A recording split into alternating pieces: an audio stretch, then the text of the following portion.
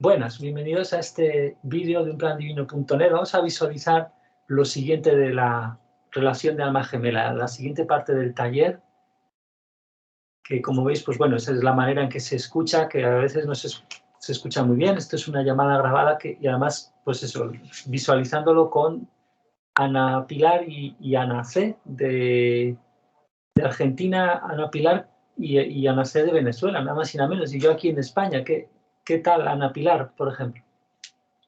Hola, Iván, Ana, acá estamos continuando aprendiendo más sobre el alma gemela, gracias. Sí, vamos a sentir los bloqueos. Y bueno, y a nacer, ¿cómo vamos? Bueno, bien, Con un bastante plato. bien, perfecto para empezar el día. Muchas Sí. gracias. A ver qué tal, ya veréis. Bueno, pues vamos a ver. And Mary's cute with the pigtails. Haven't seen Mary with pigtails yet. So. Yo ahora estaba bromeando con Mary de algo, porque han estado, la media hora primera en realidad debe haber sido como media hora, porque el vídeo este solo dura 1 hora y media y suelen durar 2 los cachos que hacen. Han estado como tratando de algunas cosas de organización. Anyway, so I just feel it's really wonderful that those kind of things are happening and people are exercising their desire and passion. Y dice que esta parte no hay transcripción porque no es del taller. Y eso, dice que es muy maravilloso, que piensa que es muy maravilloso que la gente esté ejerciendo deseos y pasiones para... And there's been quite a number of people who've said, oh, we really want to do that into like these other languages. Spanish, porque se refieren a las traducciones, a organizar eso. Spanish, Russian, French and other languages. And of course, as that occurs, then obviously that gives a chance. Entonces, conforme eso sucede, que va habiendo más traducciones, eso le da la oportunidad for the divine truth to grow in those, a la verdad divina para que crezca countries as well. En esos países también. Oh, and languages. So that's really wonderful. Y lenguajes. So, and if you just bear in mind that every single thing you do, simplemente tened en cuenta que todas las cosas que hacéis that enhances divine truth, que refuercen la verdad divina, que la realcen, digamos así. Is sort of like, and I mentioned this in the Paget messages, y lo mencioné en los mensajes de Paget, y es como... sort of like a crown of glory for your own soul. Es como una corona de gloria para vuestra propia alma. And when you pass into the spirit world, y cuando pasas al mundo espiritual, what happens is that lo que sucede es all the things you've done, todas las cosas que has hecho, that were done in an altruistic manner, que fueron hechas de una manera altruista, in order to help others para ayudar a otros, gain truth and love, a adquirir verdad y amor. Every one of those people who, every one of the people who have been affected by toda la gente que haya sido afectada what you've done, por lo que has hecho, know you. Te conocen. And oftentimes when people arrive in the spirit world, y a menudo cuando la gente llega al mundo espiritual, like when James Paget arrived in the spirit world, por ejemplo, cuando James Paget llegó allí, there were literally thousands and thousands, literalmente había miles y miles and thousands of people de personas who were there waiting to talk to him, que estaban esperando hablarle and just thank him y simplemente agradecerle for what happened for them. Por lo que había sucedido con ellos gracias a él. So, and if you can imagine that, it's a very overwhelming. Si lo puedes imaginar, es muy abrumador. Experience. Como experiencia. A lot of times we don't know. Muchas veces no sabemos. The true effects of what. No conocemos los verdaderos efectos. What we do. De lo que hacemos. Until we arrive in the spirit world. Hasta que llegamos al mundo espiritual. And see the results. Y vemos los resultados. By the way, oftentimes we don't know the true effects of what we do in a negative way either. Y por cierto, tampoco muchas veces sabemos a la inversa los efectos que tenemos de las cosas negativas que hacemos. Until we hasta que lleguemos al mundo espiritual. Arrive in the spirit world and see the results. Y veamos los resultados allí. Now, obviously, everything you do that's done in harmonious with truth and love. Entonces, fijaros, esto, como estamos comentando, no hay transcripción, que fijaros cómo esto nos tiene que animar a hablar con los espíritus también. O sea, fijaros que hicimos unas reuniones que también estabais vosotras dos, aparte de Clau, incluso una estuvo Francisco, sobre la oración a los espíritus. O sea, todas las cosas que parecen que son tontas de hablarles, o de hacer un grupo, o de sentir nuestra alma y decir, ah, mira, a esta persona le tengo que decir que si quiere saber algo del alma, empezar a hacer grupos presenciales quizás, que eso sería lo ideal para mí, por ejemplo, pero no sé cómo. Y de eso, para sentir las influencias de los espíritus y rezar en grupo con ellos y hacia ellos. Porque muchas veces los espíritus hemos visto en los grupos de Jesús cómo se fían más de la gente que está encarnada, no se dejan guiar por otras personas y les parece muy curioso que haya gente hablando de ellos y que está con un cuerpo físico. Entonces esto es como una gran ánimo, ¿verdad? Para rezar y para hacer cosas y ir sintiendo eso. ¿Cómo lo veis?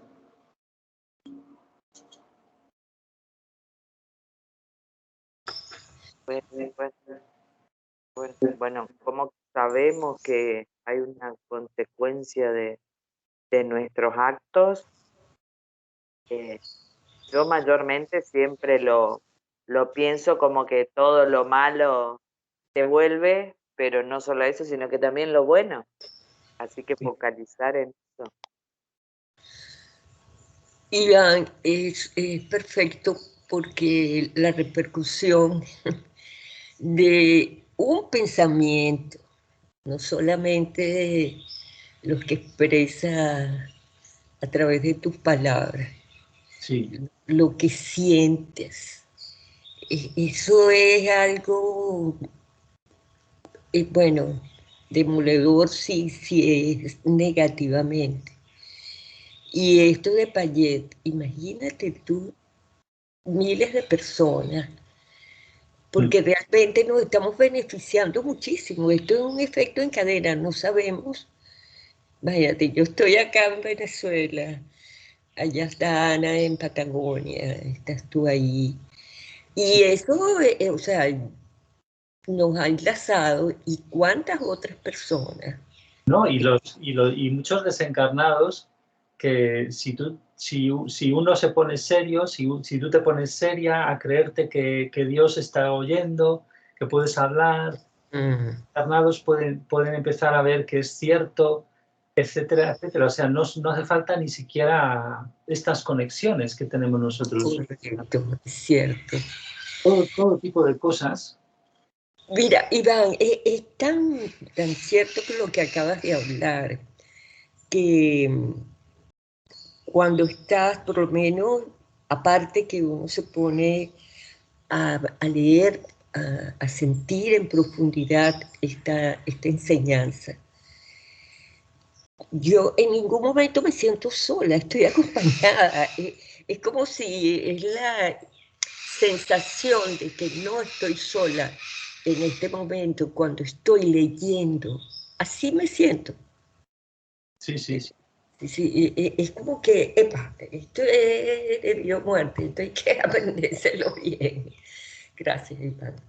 Gracias, pues eso, lo va a terminar de rematar el tema de lo que está hablando, que ya veréis el comentario. Qué bonito, porque...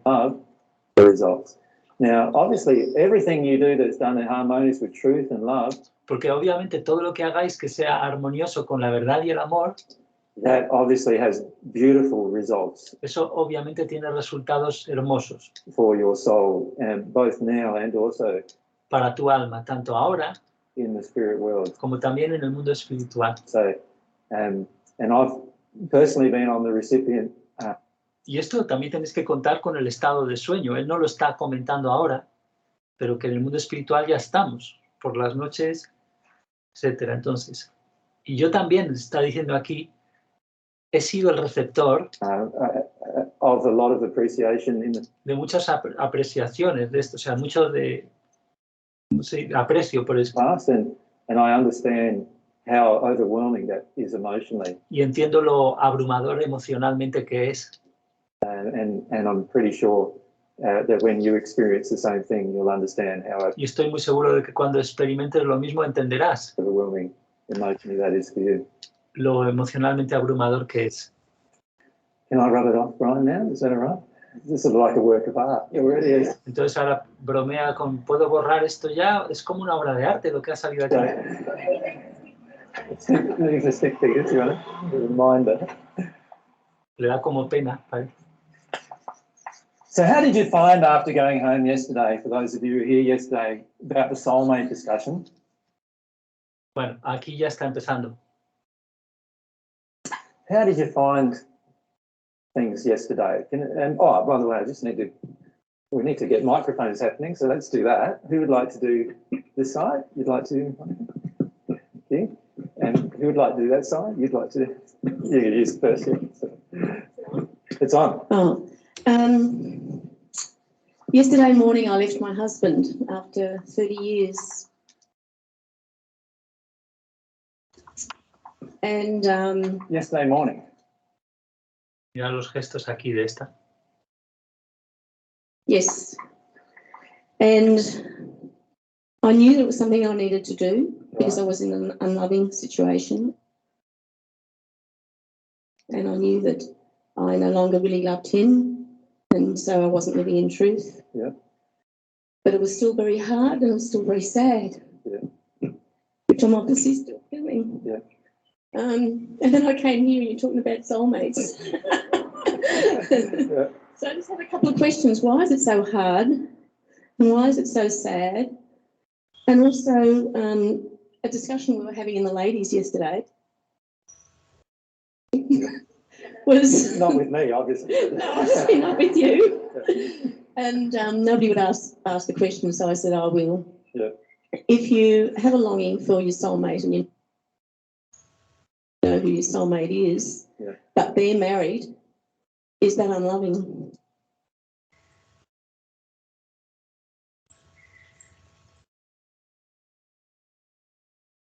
Yes, so that's brought up quite a number of questions. The problem with a soulmate discussion, if I can, I'm going to answer this question in a fairly long-winded way, okay?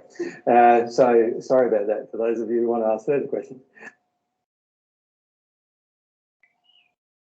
And the problem with the soulmate discussion is that we often go a number of different ways with it. And when we go, one way we can go with it is, all right, we feel we're not currently in a relationship that's with our soulmate, right? That might be one way we go with it. And so once we go that way, like that we're not in this relationship with our soulmate, we then have a choice of what we want to do and what are we going to do. My suggestion, though, is rather than focusing on the soulmate issue in your current relationship, is to just focus on the love issue in your current relationship. Right? Because at the end of the day, if you're with a person and it's not love, then it's some other emotional reason.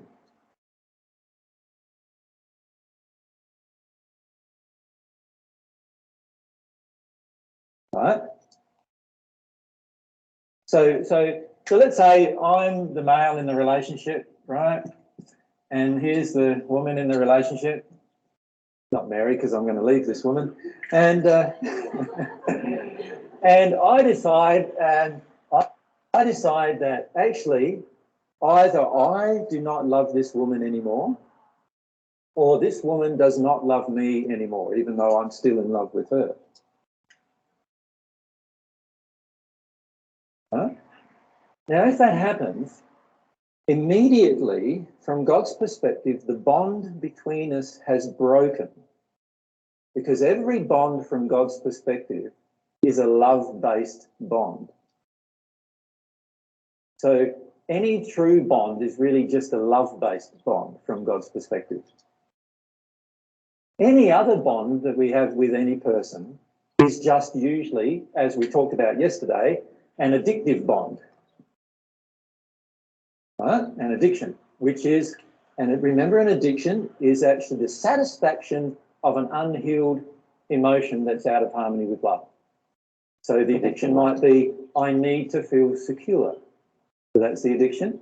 And that comes from this unsatisfied emotion that I don't want to release inside of me, which is I feel very unsafe and insecure unless a man's looking after me or a woman's looking after me. An addiction might be I need someone to cook and clean for me. It can be as simple as addiction. Many men, their entire life, have not cooked or cleaned. And it might sound a bit strange, but it's true. I've met many of them, right? They've never cooked or cleaned because they went straight from home, living with mum who cooked and cleaned for them, and straight into a relationship where the woman cooked and cleaned for them, right? And they never have even cooked and cleaned. They don't even really know how to cook a meal for themselves, many of them. Now, in many countries, this is the case where whole populations of men don't even know how to cook for themselves. So one of their addictions is obviously going to be needing the woman to do it for them. Does that make sense? Just a simple addiction like that, which comes from an unhealed emotion where they're not willing to take responsibility for their own life and their own their own body even. It's a big emotional injury actually that drives that.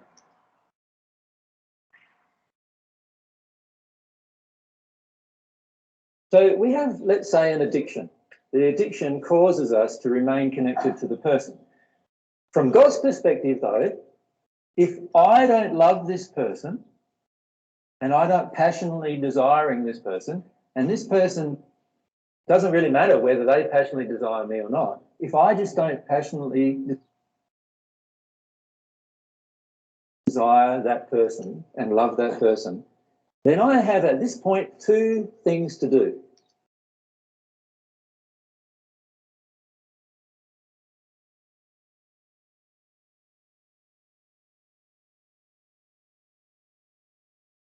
Este es el dibujito que ha hecho aquí, simplemente.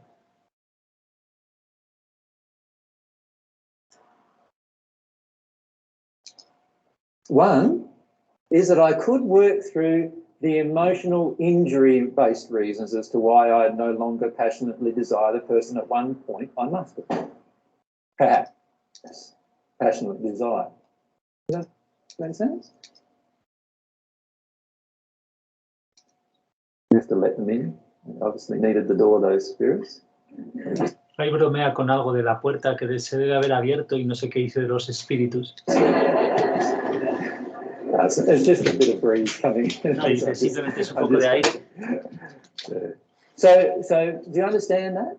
Like, so if I don't passionately desire this person, my first option is to actually look at some emotional reasons of why I might not passionately desire them. Now, one emotional reason might be that this person has done something in the past in our relationship which has caused me to be in a state of fear or anger about the relationship.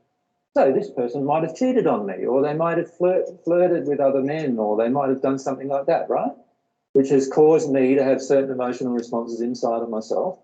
And then as a result of those emotional responses inside of myself, I've shut down myself towards them. Right? So instead of releasing the emotion, as we do if we were on the divine love path, we have this habit instead of closing down our emotions, staying in the relationship, but feel we have this hurt in us about the relationship. Does that make sense? And so that person, I could be blocked towards that person just because of that one issue, that there is this anger in me or frustration in me or fear in me about what they've done maybe even 10 years ago or 15 years ago. It could be something a long term like that, and often is. My suggestion before you ever leave anybody in a relationship is to start addressing the issues like that. So if there is an issue in the past where the person's cheated or the person's done something that has caused a lot of like blockages in yourself, a lot of shutdown, let's say they've been a little bit abusive in the past, or maybe when they get drunk, they get angry with you all the time, or those kind of things. My suggestion is to deal with every one of those issues in truth. Remember the three things. Truth is such an important thing. Deal with it in truth and in humility, right? In humility would say, all right, that's my law of attraction. I need to deal with something inside of myself emotionally as to what went on there.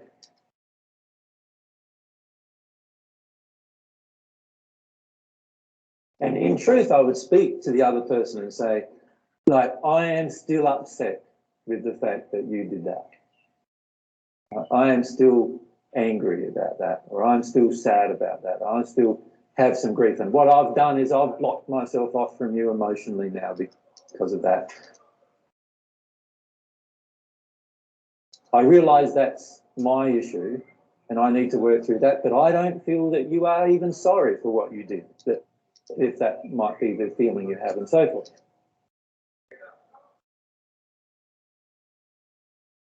So explain what's going on with the person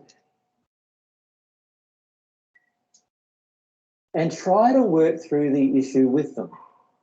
Now, in the attempt of trying to work through the blocked emotion with them, it will become very clear very rapidly whether the person wants to do that with you or not.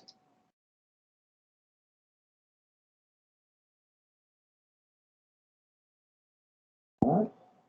Now, if the person doesn't want to do that with you, it will become very obvious that they have no desire to actually deal with this particular thing in truth, and therefore you're going to have to work through the issue yourself at some point and by yourself, because if you want to be close to God, you're going to have to work through this issue, whether the other person's sorry for what they did or not, right? You're still going to have to work through the issue.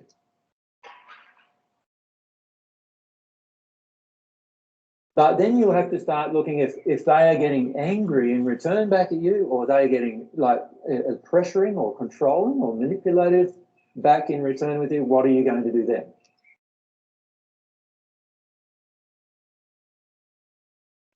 Obviously, that's not loving behaviour either, and you would have to start to address that issue. Does that make sense?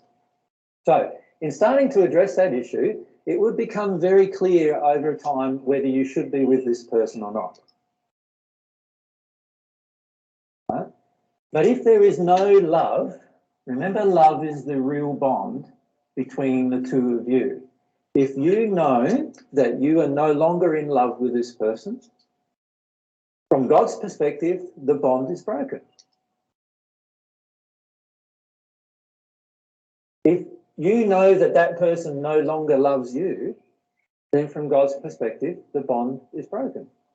It doesn't matter whether you've got a marriage certificate, and it doesn't matter how long that marriage certificate has stood for, the bond is broken. Now you have one of two choices. You can re-establish the bond of love by working through it in truth and in humility and in love with the person, or you can separate. That's the choice, really, isn't it? In the end.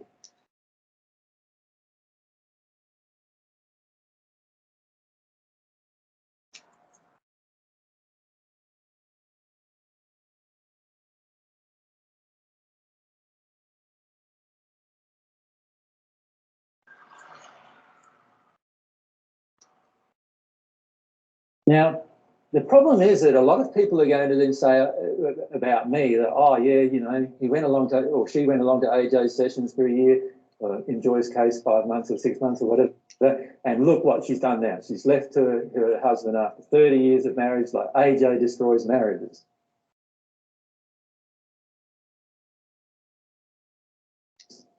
Right? That's the next supposition that comes from that, right? Now, I know Joy doesn't personally feel that. But whenever Joy has asked me a personal question about relationships, I've always referred her back to this particular thing. What's about the love? You know, are you in love with this man? Is he loving towards you? And what's going on? And if you can deal with those issues, it will then become very plain whether this relationship can work even if you're soulmates or not. Now, if you know you are not soulmates, which is a lot different than hoping that you're not, or hoping that you are, right? If you know you are not soulmates, and in fact you know who your soulmate is, and you know that you're not in love with the person you're with, then why are you still there? And my suggestion is there will be a lot of emotional reasons why you're still there. So I'm not suggesting you leave. What I'm suggesting is stick around and deal with those emotional reasons until you get to a point of making a decision inside of yourself as to what you should do.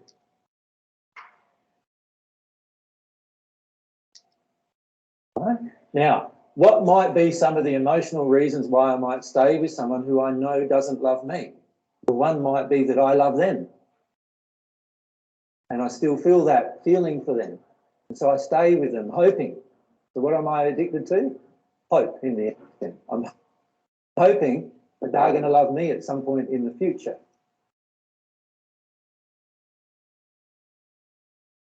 Right? And that if I do enough for them and if I please them enough and all that, eventually they'll come to see that I'm a nice guy and they'll love me.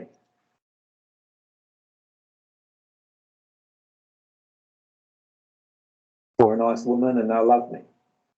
Now, is that loving to yourself? Obviously not. So I would have to also, in this question of love, look at, am I being loving to myself by staying here?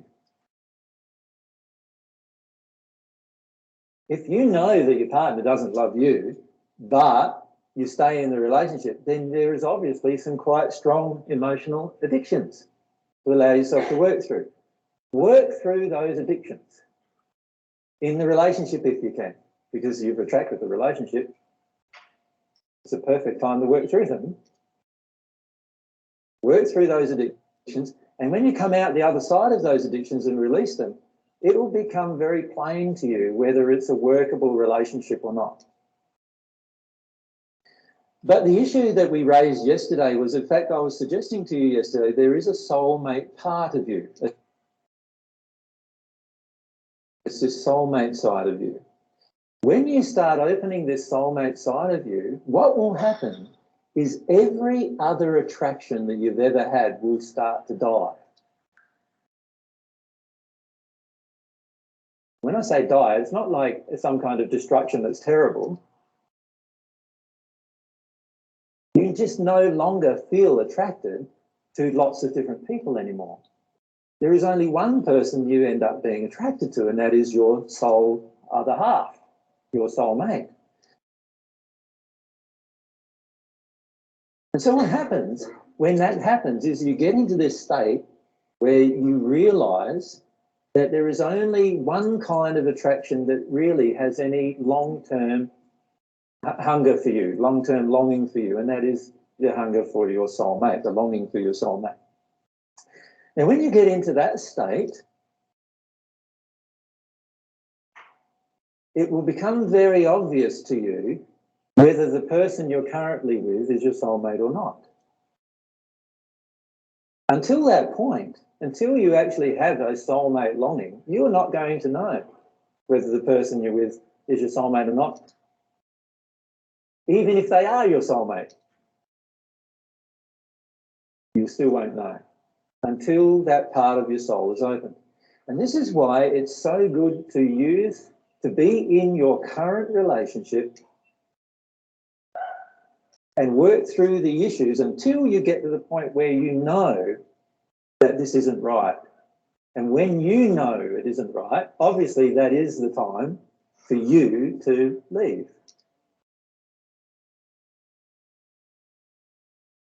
And it doesn't matter what anybody else around you says. Like,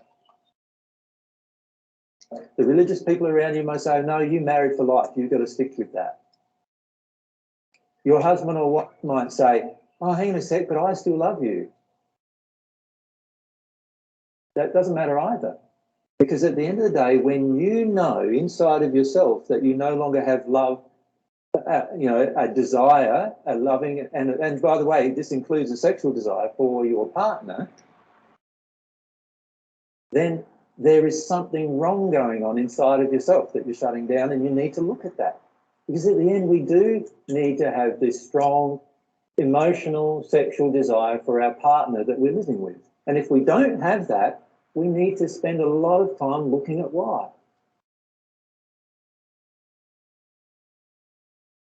Right? Because when two people in a relationship don't desire each other in a passionate way, it actually shuts each person down emotionally in the relationship. Now, any of you who have lived in that kind of relationship know that, right? Soon as you start detuning from your partner sexually and emotionally, why are you now in the relationship? But now it just becomes like almost like a friendship that you could have with a guy down the street sort of thing, isn't it? And once the sexual relationship stops and the emotional relationship stops,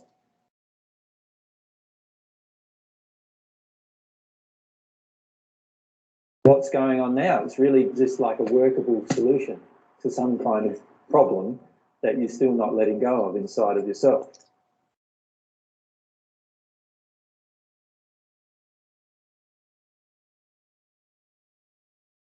So my suggestion is allow yourself to understand that your life will change as you follow the divine love path. Los ruidos son del sonido de allí. Right? It's going to change, and it's not going to be my fault. Many of you think it is my fault, and many other people who watch you doing what you're doing think it's my fault. But it actually isn't going to be my fault. It's going to be God's truth resonating in your soul so much that eventually you feel you can do certain things and can't do other things. And then you'll feel drawn into doing that yourself. And I'll have nothing to do with that process, aside from the on occasion that you might even ask me what's the loving thing to do. Aquí dice qué es la cosa amorosa a hacer. No dice qué es lo que hay que hacer. La pregunta que le haría el supuesto preguntador, digamos, ¿qué es la cosa amorosa que hacer? And I'll just ask you some questions. Y ante eso él solo responderá a preguntas. O sea, hará preguntas a ti. I am not recommending here to anybody to leave the person they're with or to stay. What I'm asking you to do is to live in love.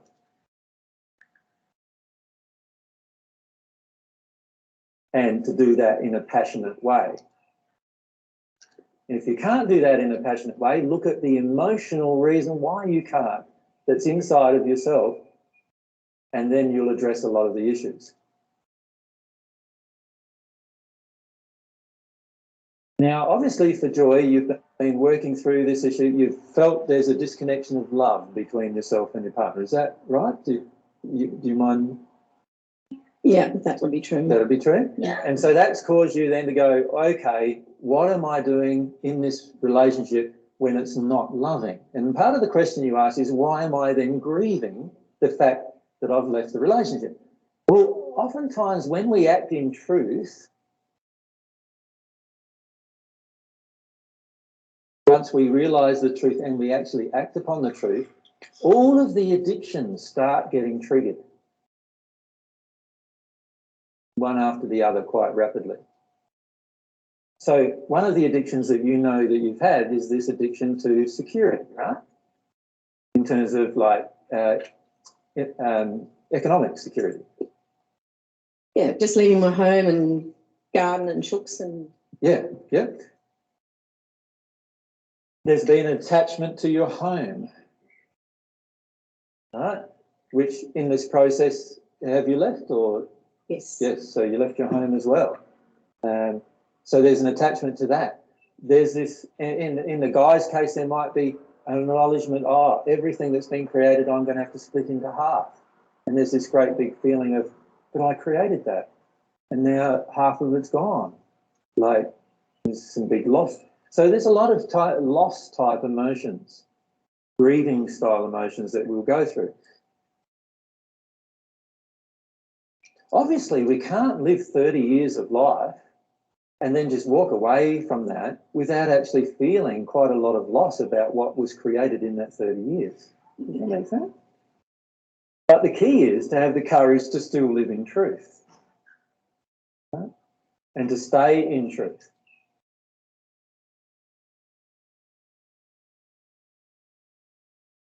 Now, what I've noticed a lot happen is people sometimes meet their soulmates. I'll just turn that off. People sometimes meet their soulmates and then they use that as an excuse to do all sorts of immoral things. Now, what I mean by that is they use that as an excuse to have an affair, an excuse to still live with a partner they don't love, because they get a meal on the table and or a safe and secure environment to live in. They use it as an excuse to do all sorts of unjustified immoral things. Now, if we are really living in truth, we would never be able to do that. So the moment that you met your soulmate and you were in a different relationship, you'd be going, okay, I know this person's my soulmate because of all these different things that I feel with this person. Why am I now treating this person in an unloving way? You see, as soon as I start sacrificing love of the person that I was with, then you see I'm out of harmony with divine love straight away.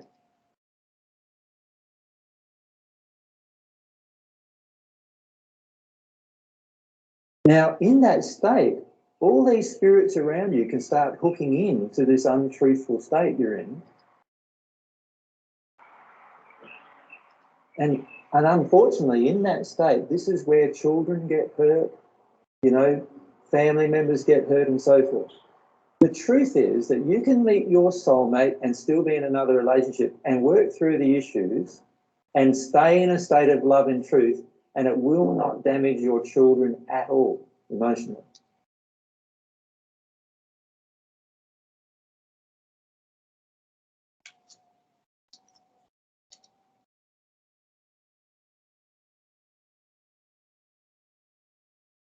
You can do that, but the majority of people don't. What the majority of people finish up doing is one or both start getting angry and upset with each other, right, for the discoveries that they've made. Before you know it, they're at loggerheads with each other, throwing stuff at each other, not physically perhaps, but certainly emotionally. Trying to get other people to influence their opinion about the other person that they used to be with. And before you know it, the children, which are unfortunately... Aquí creo que se refiere a que otras personas vengan e intenten influir en la opinión de los niños, quizás, acerca del madre o de la padre. Y eso, o del padre, eso se ve muchísimo, ¿no? En las parejas, como hablar... Sí, esas manipulaciones. Hay muchas posibilidades ahí. So the people watching and living with all of these emotions flying back and forth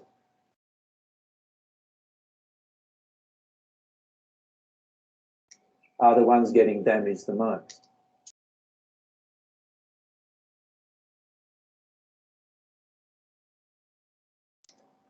If both parents own their emotions in a relationship, and if the relationship disbands because of different discoveries each person makes, discoveries really in the end are discoveries about love, aren't they? If they both remain in a loving state and in truth, no harm whatsoever will come to their children. But the problem is that most of the time we do not stay in a state of love and truth.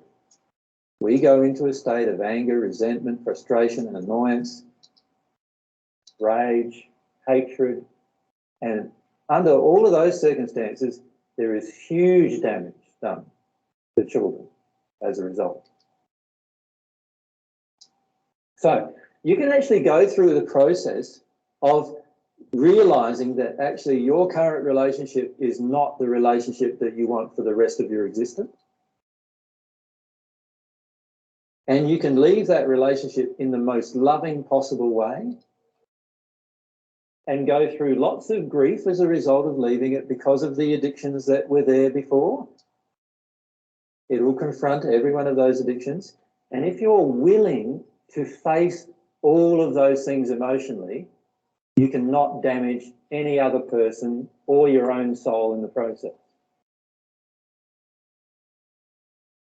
Conversely, you can meet your soulmate, enter into an affair with them, damage the relationship with the person that you're with by lying to them and cheating on them, damage the children by lying to them, and cause all sorts of mayhem if you don't live in harmony with truth and love with regard to that process. And really the choice is up to yourself when you go through all of this.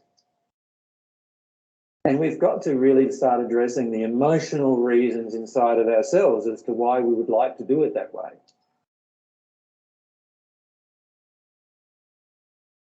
So as soon as you emotionally and sexually connect to another person other than the person you're living with in a relationship, straight away you have broken the bond of love between yourself and the person you're living with. From God's perspective, bond is broken. You can re-establish that bond by working through the emotions.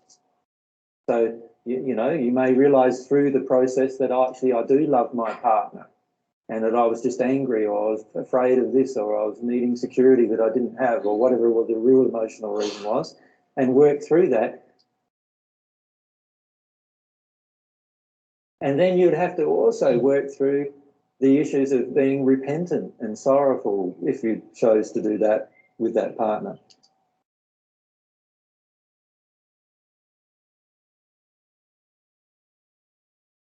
But the truth is that if you act honourably and with integrity in each situation and openly and honestly in each situation, then that is the least amount of chance for damage or danger in your relationship and also with your children being harmed as well if you have children.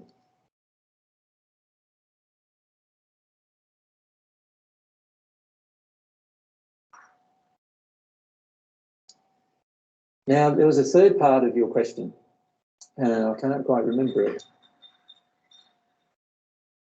Now, again, it was like... If you know who your soulmate is and you long for that soulmate, but they're in a marriage, then when does that become unloving? Just by longing for them? Yep, it's a very good question, isn't it? Like, what's the difference between longing for somebody and then start developing an emotional relationship with that person, and how does that affect the situation?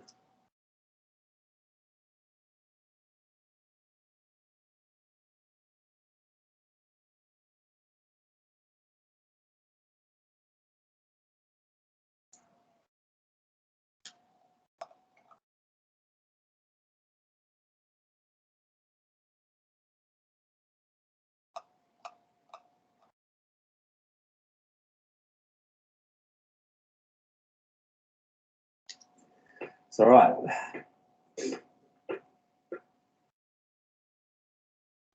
Now, let's first look at it from the point of view that I'm in a relationship as well. So I start off in a relationship and they're in a relationship, because we'll just extend it a little. So I'm in a relationship and I realise that my partner's not my soulmate. And I work through a lot of my soulmate-based emotions, and eventually the two of us start realising, because we might be working through together, that we're not soulmates. And we decide that we're going to break up. Right? So we go through that process emotionally. Now, obviously, if I stay in love and truth with this person, that process will happen in the best possible manner that it could happen.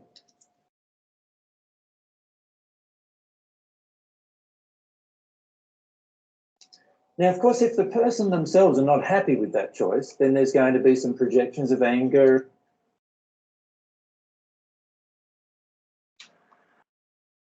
and rage at me, isn't there?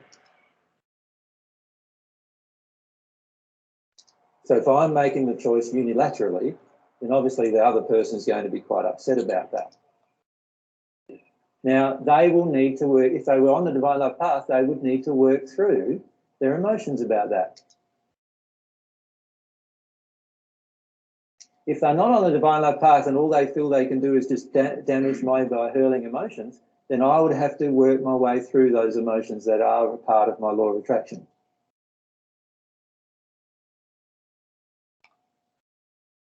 You see, a lot of times we've lived in relationships for many years where we haven't loved them.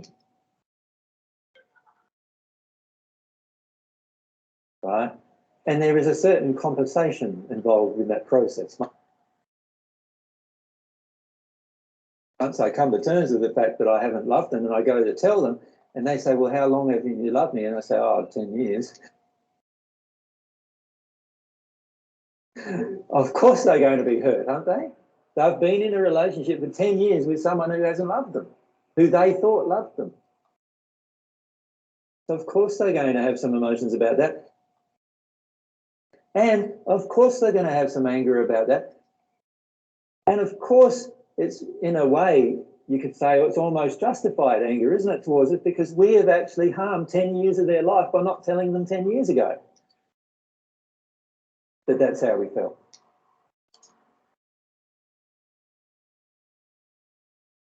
Can you see that? So I've actually affected their free will by not telling them the truth about how I felt 10 years ago.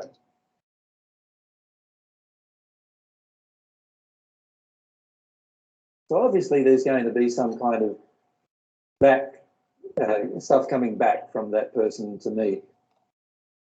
And if I'm humble and I'm open and I'm loving, I'll work through all of that and I'll feel repentant for that, because I'm going to need to feel repentant for that, affecting somebody's life for 10 years without them knowing.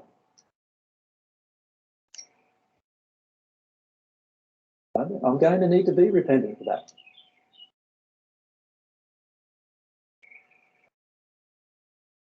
So I go through all of that emotionally and I come out the other end where I'm separated from my partner, whoever my partner was, and I'm now like an individual. And I keep working my way through my emotion stuff, and then I start having these realizations of who my soulmate is, and yes, it just feels really certain to me. O sea, entonces empiezo a tener estas comprensiones sobre quién es mi alma gemela. Ahí dice, no dice cosas, dice realizations, como se diga.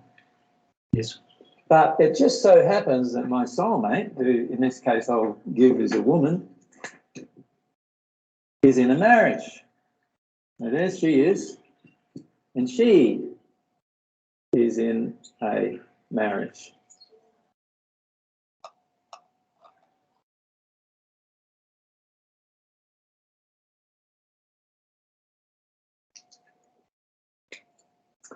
What do I do? Do I develop a soulmate longing for her? And what is a soulmate longing anyway?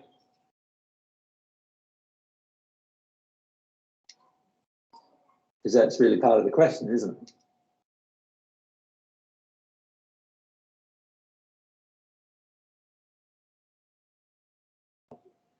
Well, what a soulmate longing is me dealing with all of my emotional injuries towards both genders. So I'd have to deal with all my emotional injuries towards the male and all of my emotional injuries towards the female.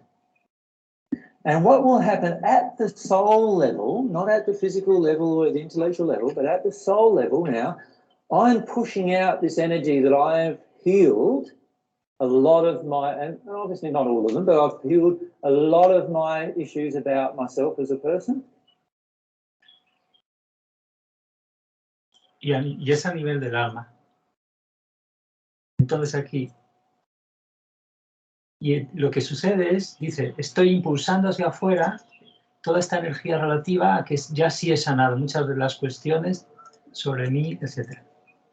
And I've also emotionally healed a lot of my issues about women generally.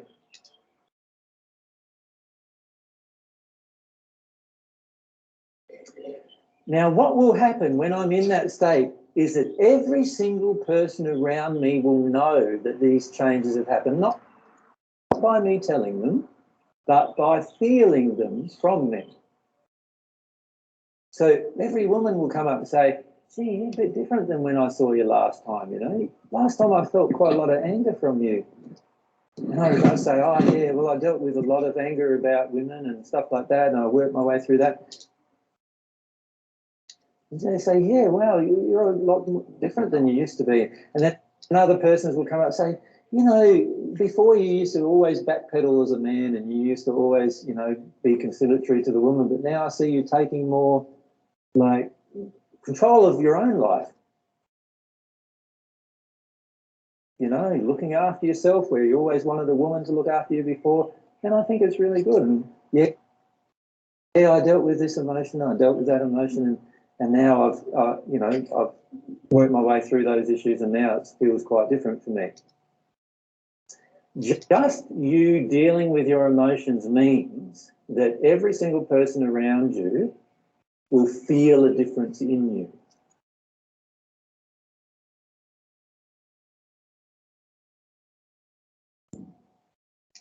Now, many of you have already started experiencing that, right? Now, sometimes they see a difference in you and they don't like it very much because many of them are addicted to what you were before. Right? But they still notice that you've changed, and that's a really good sign. When you're changing, and it's a really good sign that things are improving.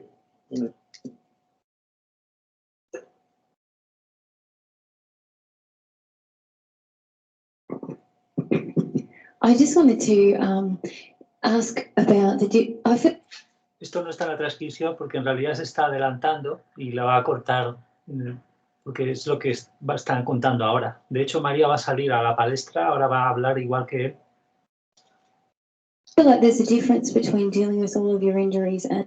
Entonces estaba pensando, María, entre la diferencia entre tratar con todas tus heridas y developing a longing. Desarrollar un anhelo. Because I that's what I'm trying to... Bueno, y dice Jesús, sí, es que eso es lo que vamos a ver, sí. Oh, sorry. Yes. Y ella dice, vale, lo siento, va. Sorry, Yes. I jumped the gun. That's all right. My soulmate's one step ahead of me. Y ahí bromea, dice Jesús, mi alma gemela está un paso adelantada de mí.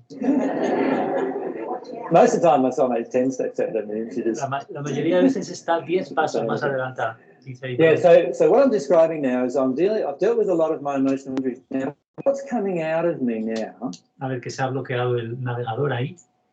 What I'm describing now is I've dealt... Doesn't say anything.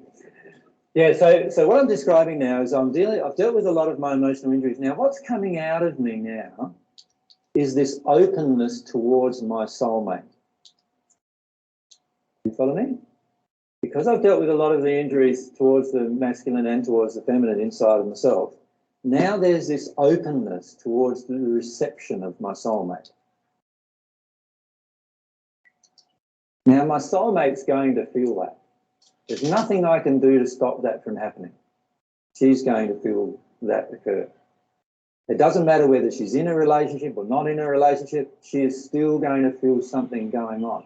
Some changes will start happening in her own life. Because remember, this soulmate at the soul level is just one half of me.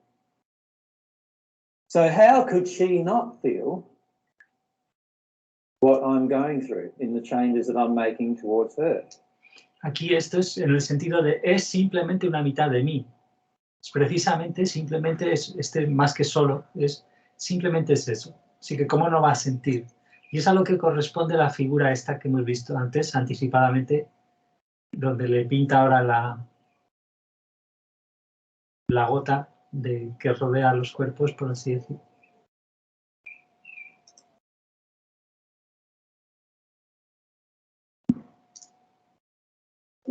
She's definitely going to feel it. Now, at this point, I could start having a longing. I might not even know. It depends on whether I know who she is or don't know who she is at this point. Let's say I don't know who she is. I could then start just developing a longing that I meet her and connect with her at the soul level, couldn't I? Now, the truth is, I don't know whether she's married, she's single. You know, she might be in a lesbian relationship. She might have, 5 guys on the hook at the same time. I don't know, right? I don't know what she's going to be like, really, at this point, aside from what I can feel from her, right? But I'm still allowed to have my desires, aren't I? Am I not? Of course I am. I'm allowed to have my desires, so I'm allowed to have a desire or longing for my soulmate. And I don't know the situation she's in. She might be in all sorts of situations. Who really knows? The fact is that because I've healed the majority of the emotions that are within me, there's an automatic openness between myself and her now that's there, that she has to feel because she's the other half of me. The other thing is that because of that automatically openness, and because now I'm starting to develop a longing for my soulmate, she's going to feel that too. And then things will start, whether she knows me or not, things will start changing in her life as a result of that, if she's sensitive emotionally to this going on. She will start feeling like things are not quite right in her current relationship in some way, and she'll start feeling... Ahí dicen que las cosas no van del todo bien en su relación actual, no en su vida actual, en su relación actual. All different things inside of herself about things not being quite right for herself. And she'll start going through these emotions. And I don't need to know her at this point. I don't even need to know who she is. That will be an automatic part of the process because that's how God designed it to be.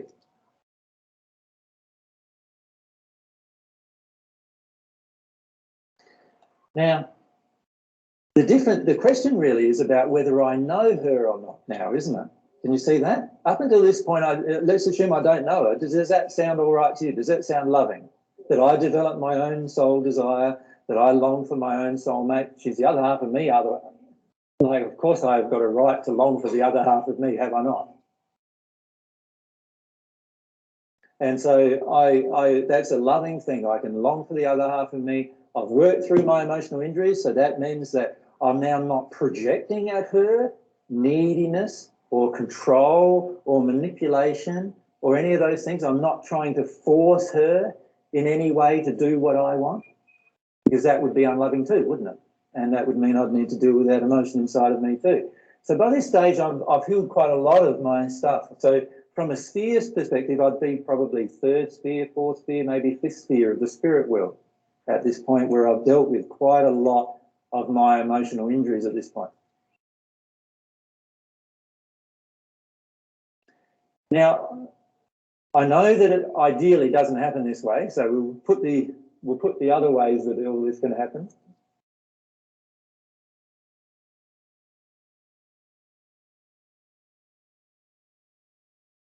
Over there for a moment. Here, what I'm describing is how I am focusing on my own healing. And as a result of me focusing on my own healing and my own relationship with God, my desire for my soulmate will grow inside of myself, and there's no one to project it to because I don't even know who they are. And my desire will just continue to grow, but my soulmate will feel this longing, obviously, because she's the other half of me.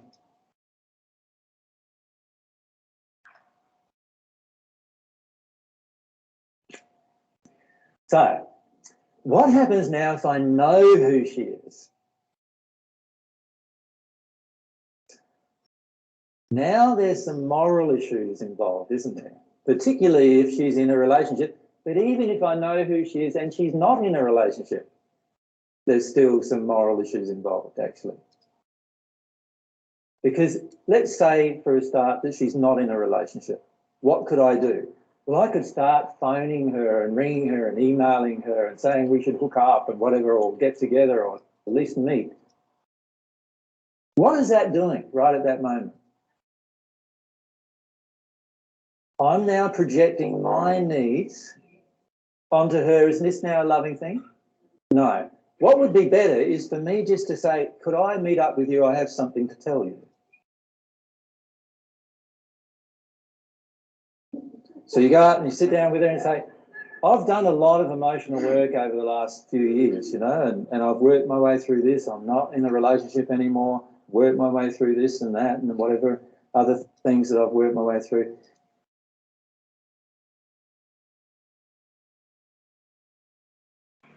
And what I've come to realise is that there's actually one person that God's created for me, which is my soulmate, my other half, if you like. And what I've come to realise is that it's you. Was that your line to Mary? Ahí le pregunta al público si eso fue lo que le dijo a Mary, creo. No. No. No, I'll tell you what my lines to Mary was. Te diré lo que le dije exactamente. As a part of the discussion. Como parte de esta conversación de hoy. But so I've come to realise that it's you. And I don't want you to do anything about it. I'm just telling you because I want to tell you, and I want to give you the opportunity to know. That's it. As soon as I project an expectation upon them, that they then act upon the knowledge that I've just given them, straight away I'm out of harmony with the one.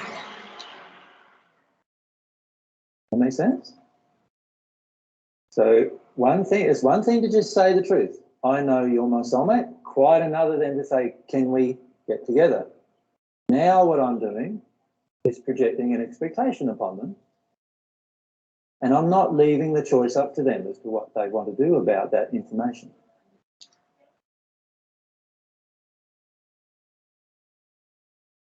Does that make sense? No? And I'll just keep going with this question before I answer another. Now, at that point, if I start projecting upon them something like, I would like to cook up with you, and then you don't hear from them, so you send them another one, another email or another message or another phone message on the phone, or you go around and knock on the door. Now what are you starting to do? Well, to be frank, you're harassing them, right? And if you're harassing them, right, obviously that's not harmonious with love either. Right? And there's an emotion inside of myself that needs to be healed if I want to harass somebody.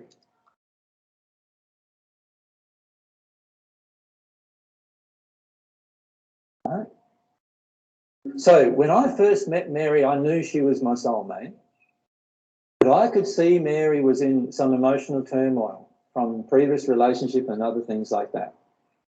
And so I didn't say to Mary I didn't tell her that she was my soulmate. I now regret not telling her that she was my soulmate. But I just felt like, she would never accept me anyway. So this was my unhealed emotion. She would never accept me anyway. She still got hurt from a previous relationship that I could feel she was working through. And I just felt like, well, at least I now know who my soulmate is. That's the feeling I had. But I didn't project anything at Mary at all. I didn't tell her I didn't even tell her that she was my soulmate. Un minuto para ir al servicio. ¿Podéis comentar algo? Un minuto nada más, ¿no? Rápidamente.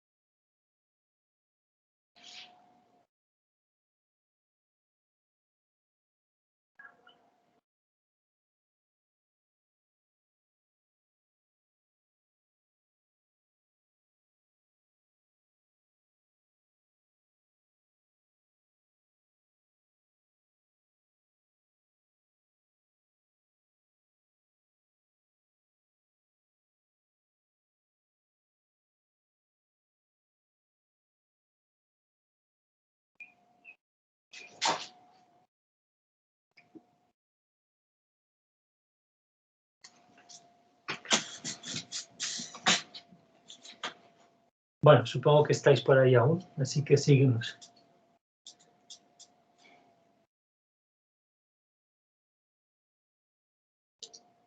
I just sort of, one of the persons I was with guessed that I knew it was Mary, but that's about it. I didn't really even talk about it much.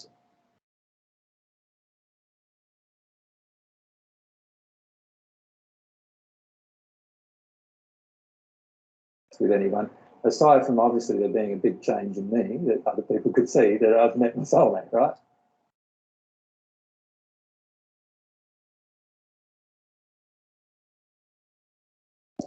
And so yeah, I've met my soulmate. If somebody said, "Have you met your soulmate?" I say, "Yeah, I've met my soulmate."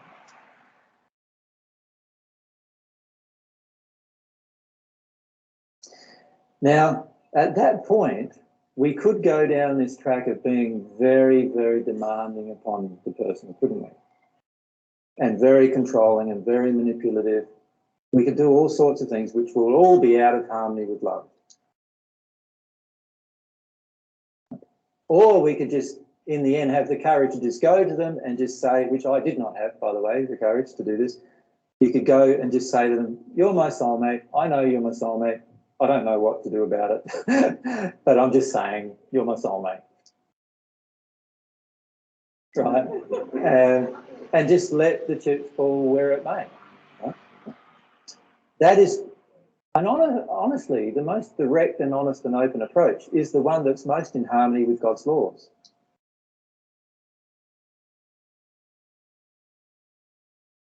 Aquí dice, es el que esté en mayor armonía con las leyes de Dios.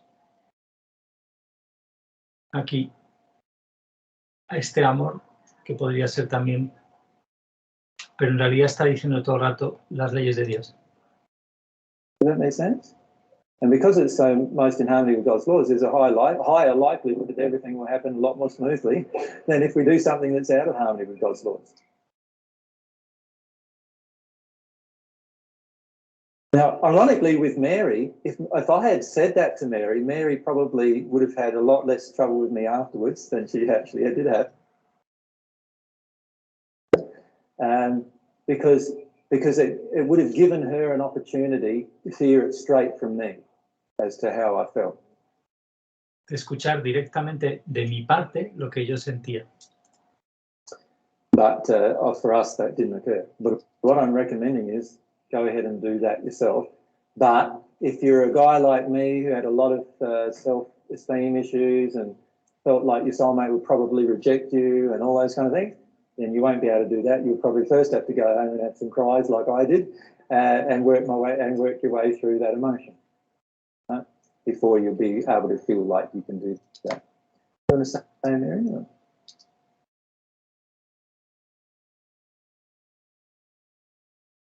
You want to come up, darling? Or you don't really feel up for coming up there. I still want to talk about this issue of longing because yeah, I'm not finished with it. Can I? Ahí le bromea y dice, no puedes, no ha acabado todavía. Y se ríen. Talk about it ahead. because it's actually, I feel you have had a strong connection with your soulmate longing all your life, but it's actually something that we're in a relationship and I find it quite confronting. Yeah. Because a longing is not a need or a demand, so even after you met me, you still longed for me, and that wasn't a projection at me, that was a longing. So you didn't have a sense of that I had to do anything, but you still were in a state of longing, and I believe a really a beautiful state. It's like a childlike state that you had around me of wanting to know about me and wanting to know me, and it's very beautiful.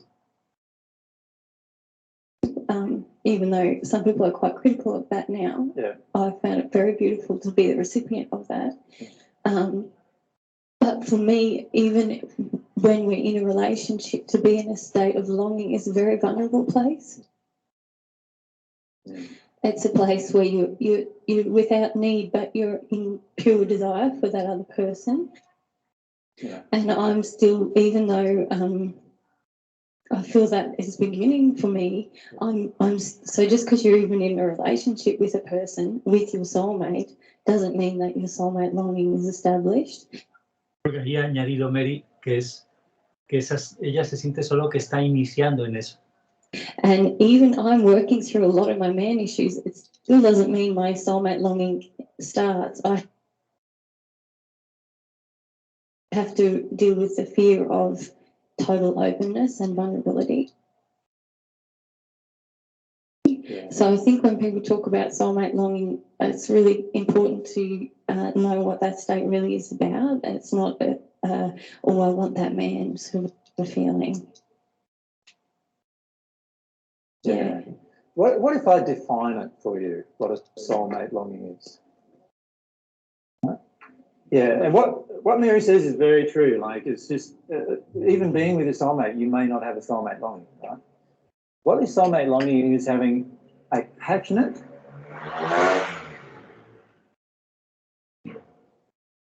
desire to feel your own feelings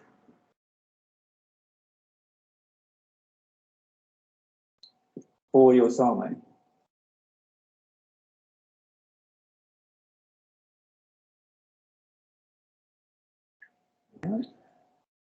So, in other words, it's not you automatically saying or trying to connect with them and have them have feelings for you. Right? This is about you developing within yourself a passionate desire to feel your own feelings about this one other person who eventually you will have in your life. That's all it is. And this passionate desire passes through you. Right? It's not something that you're giving to the other person necessarily. It's passing through you. Right? And it's felt by you for the other person.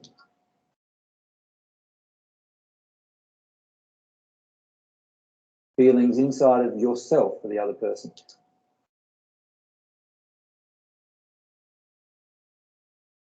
Now, what happened for me with this longing was one of the biggest things that shut down my longing was my grief for my soulmate.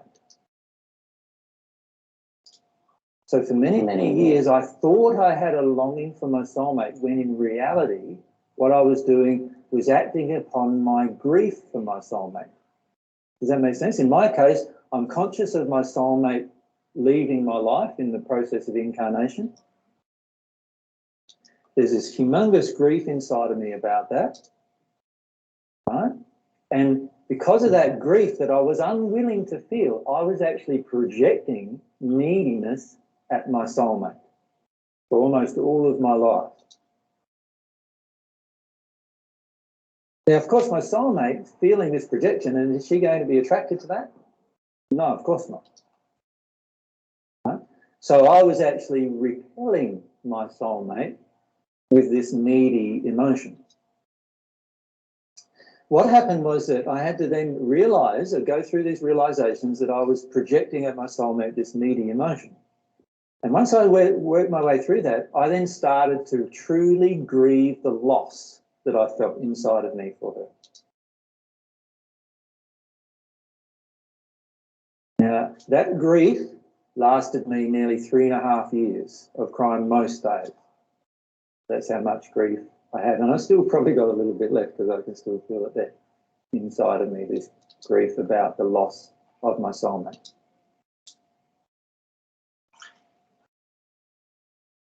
Que recordemos que esto no voy a interrumpir, no interrumpimos nunca la esta, pero esto es muy importante si alguien lo ve por casualidad y no ha visto nada más, que es un caso muy peculiar. Ellos pueden tener eso porque es la segunda encarnación, si lo queréis decir así, aunque es una vida continua, la de los 1000 años de ellos, y no existe la reencarnación, y lo que existe es esto que están mostrando, y es eso. O sea, esa pérdida, dolor de la pérdida del alma gemela no la tiene nadie más como la tienen ellos. O sea, And I had to deal with, porque antes de encarnar aquí no somos conscientes, el alma no es consciente, está empezando a individualizarse. Entonces, sigamos. with a fair majority of that grief before I would even meet Mary.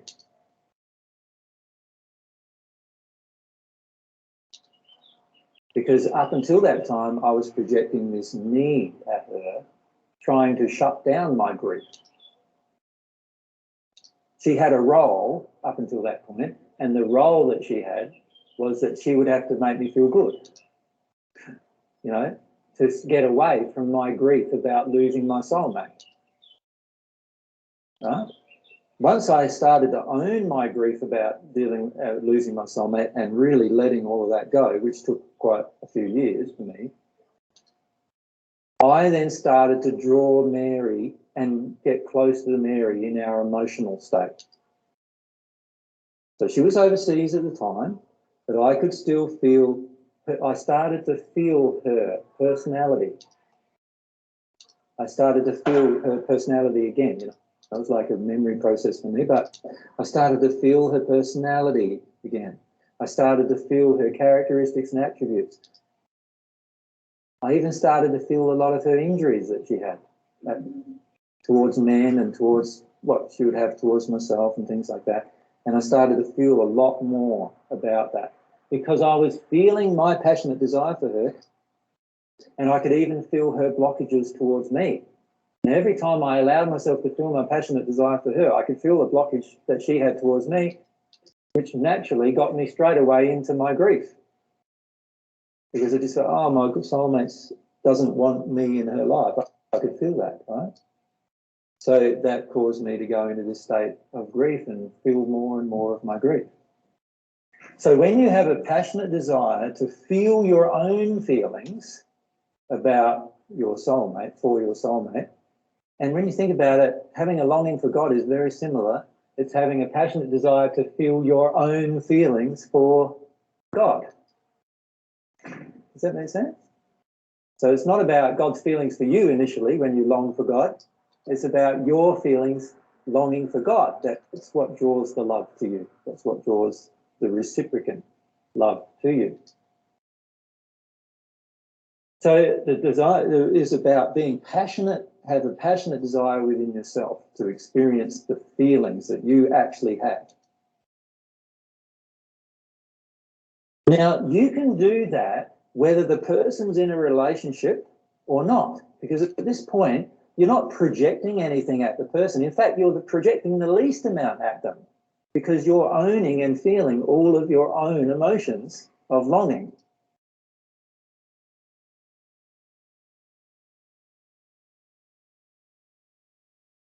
The irony is when you passionately feel all of your own feelings about something, that's when everyone around you feels your feelings the least amount.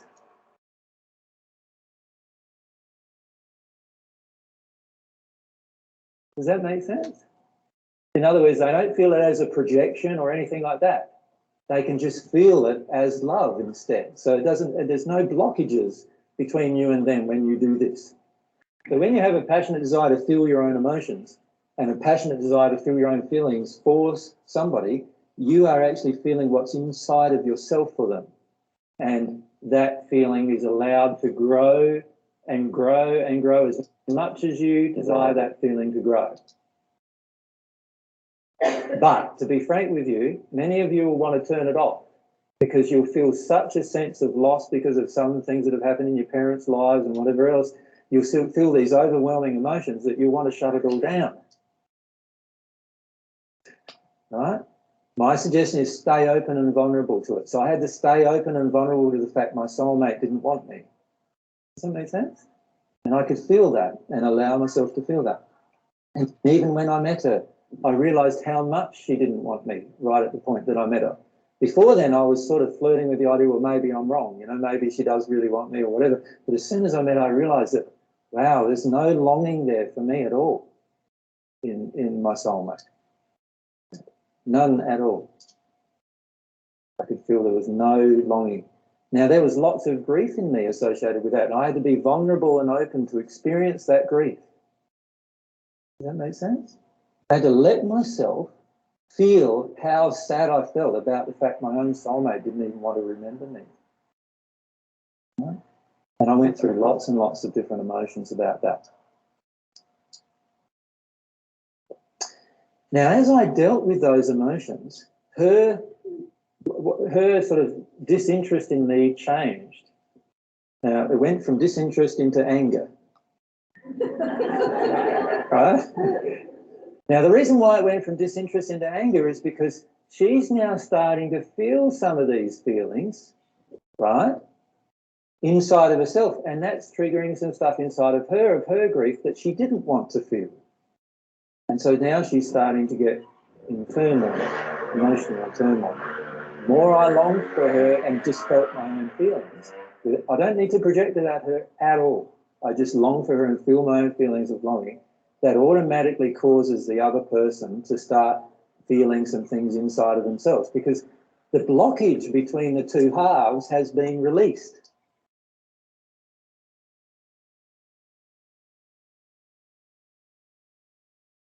You see that?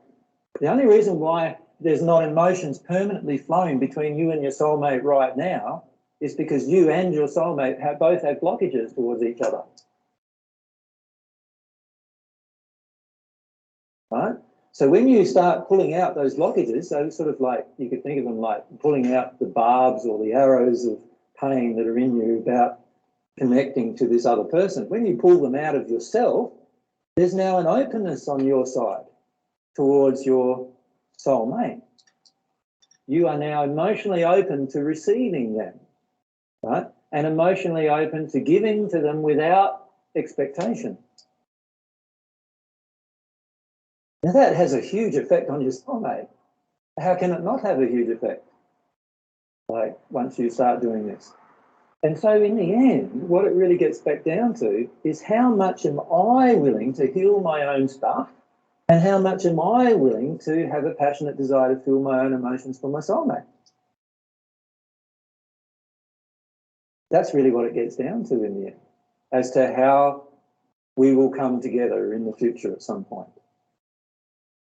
Now, if I allow myself to do this, what will happen, whether she's in a relationship, not in a relationship, whatever, things will start changing in her life. In my case, I'm talking from a male's perspective, or if you're talking from a female's perspective, things will start changing in his life, that he will just his life will start changing.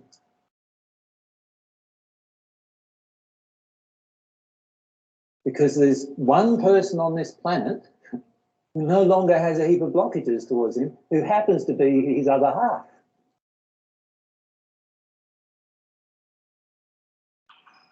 Right?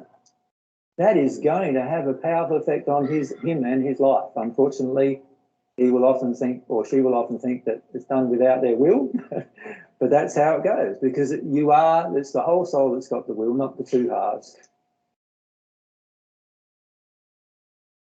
The two halves certainly have will, but it's the entire soul that can feel its emotions. And so when one half of the soul stops being blocked to the other half of the soul, of course the other half of the soul's life is going to be affected by the process.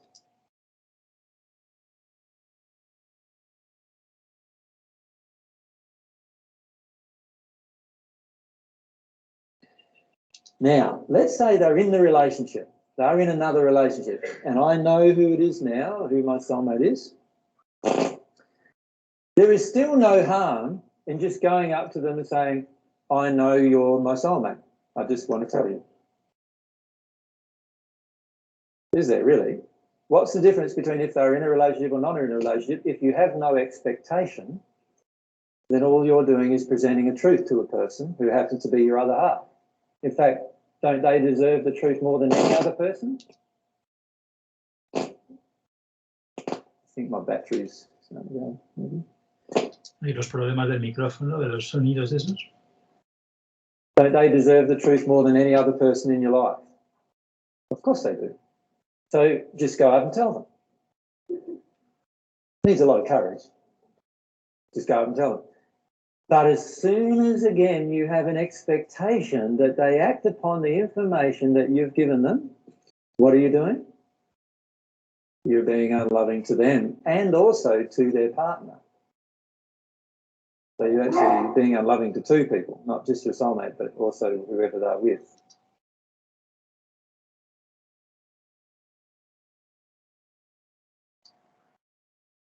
And as soon, if your soulmate says, oh, wow, yeah, I feel like you're my soulmate too, let's go and have an affair.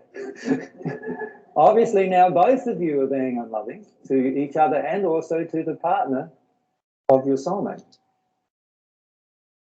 You would have to go through quite a lot of different emotions, wouldn't you, to sort out the relationship. Now those emotions might be worked through, like I've seen some people work through them in 1 week. Right? In the spirit world, I've seen them work through it in 1 hour of your time here on earth. Like 1 hour, bang, like everything's dealt with basically. Like they've been with a person even in the spirit world for all of their life, like for hundreds of years sometimes, and then they meet their soulmate and they go, "You're my soulmate." Oh, you know, like, and then they say to their partner, "We're not meant to be together, are we?" And sometimes they say, "No, we're not." Sometimes they say, "Yes, we are."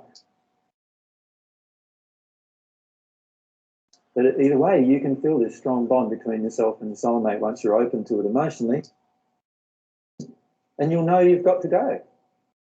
I've seen someone go, I've talked to a spirit who went in about 30 seconds.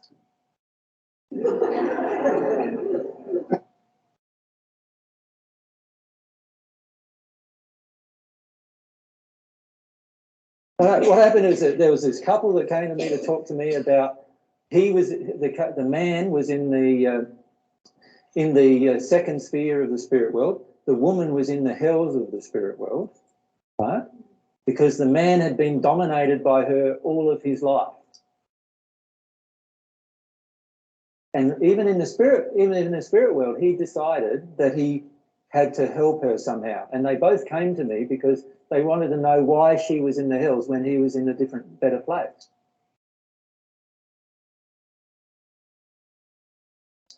And so I told him it was because she dominated you all of your life and she's not sorry for that.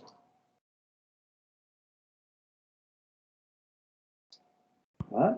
And she got really upset with me about that, but she stayed in the conversation. And then I started talking to the man, and I started talking about the concept of soulmates. And she said, "Oh, he's not my soulmate." She said, she was in the hills, and she said, "He's not my soulmate." And as soon as she said that, a third spirit come along and said, "I'm your soulmate." And the woman who had been hanging around this man, her husband from Earth in the spirit world, for 7 years since she passed, right? And she'd been hanging around him, pestering him and causing him lots of trouble still, trying to get him to come down to her all the time. She just ran off.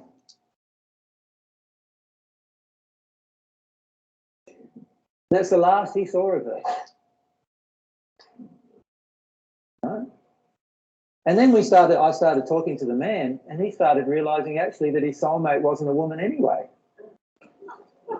His soulmate was a male. And as soon as he had that realisation, he found his own soulmate. These conversations happen, right? And so can you see how rapidly in the spirit world it can all change? The reason why it doesn't change as rapidly here is because we are often so addicted, as I had written up there before, to all of these different emotions that we don't want to face these emotions. And a lot of these addictions, by the time we pass, have gone. So, for instance, you're not going to be addicted to your house on 48 Coggle Drive, you know, down here. You're not going to be addicted to your house when you pass, are you? No, you've given up that addiction. But on Earth, you think you're going to be addicted to that? Sure you are. It's a nice, pretty house, and you've spent 30 years building a garden and, you know, everything. You want a half of it even if you're going, right? But in the spirit world, you don't care about that, do you? Like, you wouldn't want a half of the house in the spirit world, would you? So why would you bother doing it here? You see, a lot of times we have these unhealed emotions here on Earth that cause us to enter into these unloving transactions then once we have these realizations.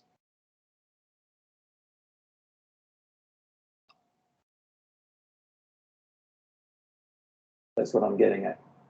And that's the trouble a lot of the times on Earth. We get into these so why wouldn't, let's say I'd approach my soulmate and she's married and I just said, "Look, I feel you're my soulmate. I've realised that you're my soulmate. I've known it now for a while. I just wanted to tell you, and I'll catch you later."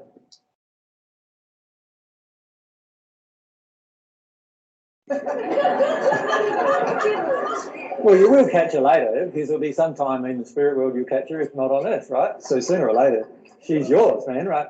So you could just leave it at that, couldn't you? That's having no expectation of the outcome.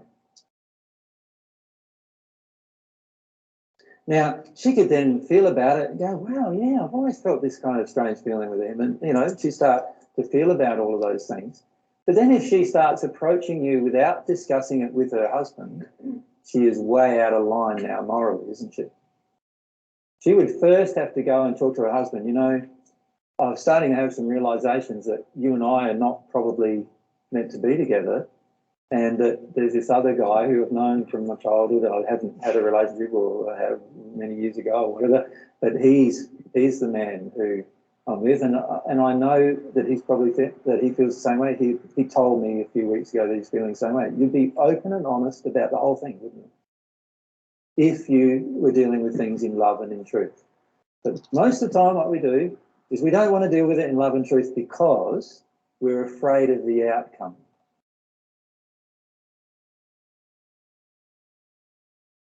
So let's say the man went along and told the woman that he's a soulmate and she's married, so she goes straight to her husband and says, look, this guy thinks he's my soulmate.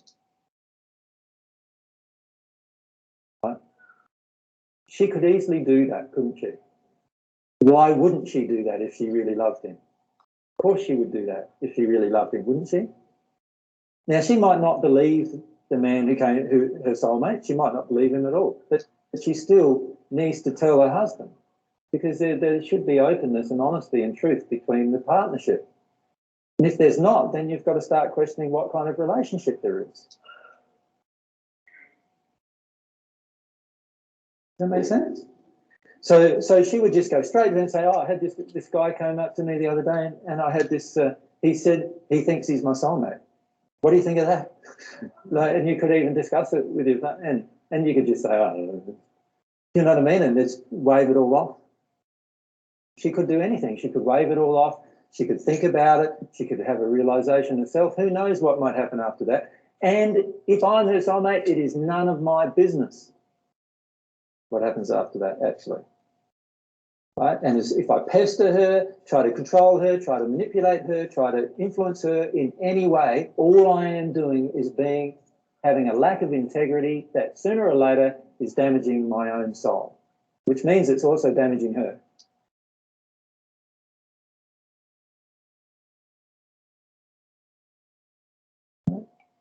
So I can stop doing all of that, just not do all of that, just state the truth.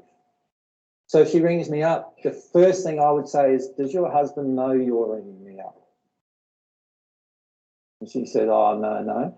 I'd say, well, I can't have this conversation with you. He needs to know that you're calling me. That's what I would do if I had integrity, wouldn't it be? Right? But if I didn't have integrity, I'd go, oh, it's so exciting, my soulmate, she's ringing me up now. And I'll talk to her for 10 minutes before I realise, actually, this is out of hand, this is out of line already. This is out of line because her husband doesn't even know she's calling me. That's why it's out of line, right? Then I need to address that issue.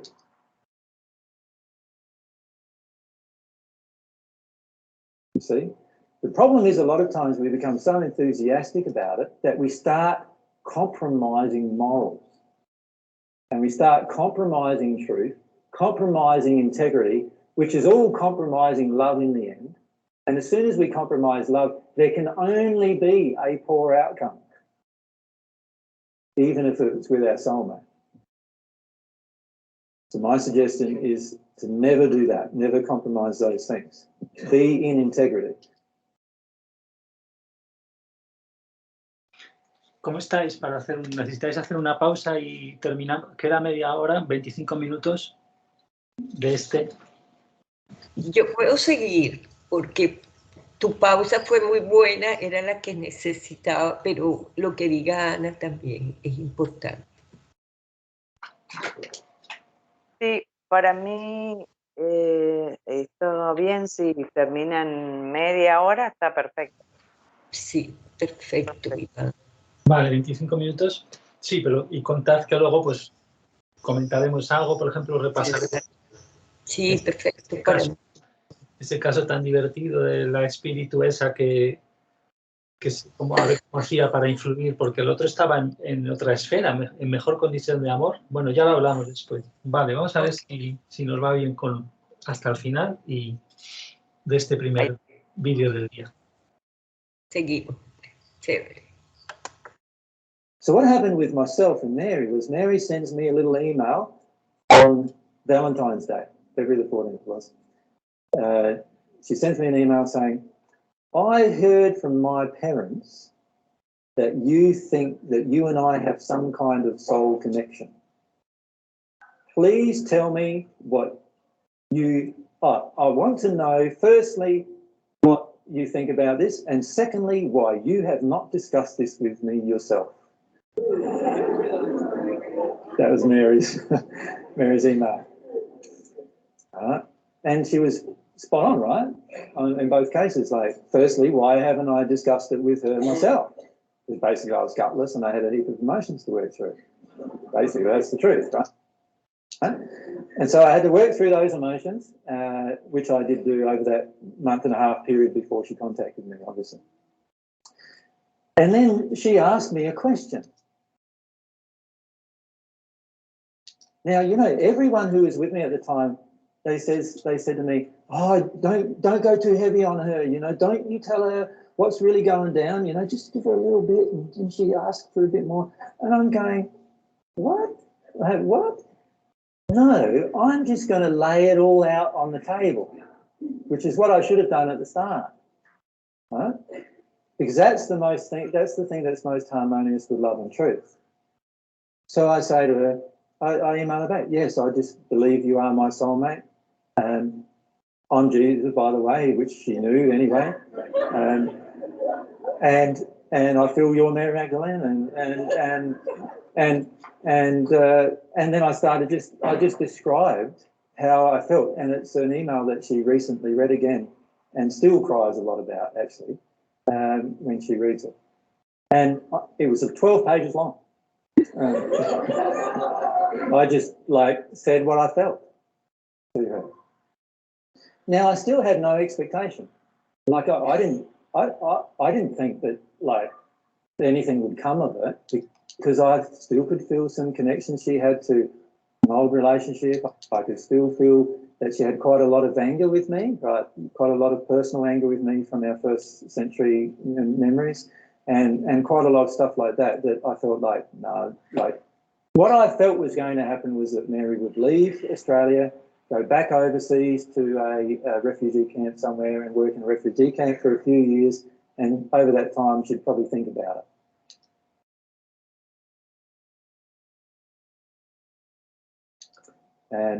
And I was hopeful at some point in the future, if I was travelling past her and one of the round the world trip I was doing, that I might be able to pop in and say hello, you know.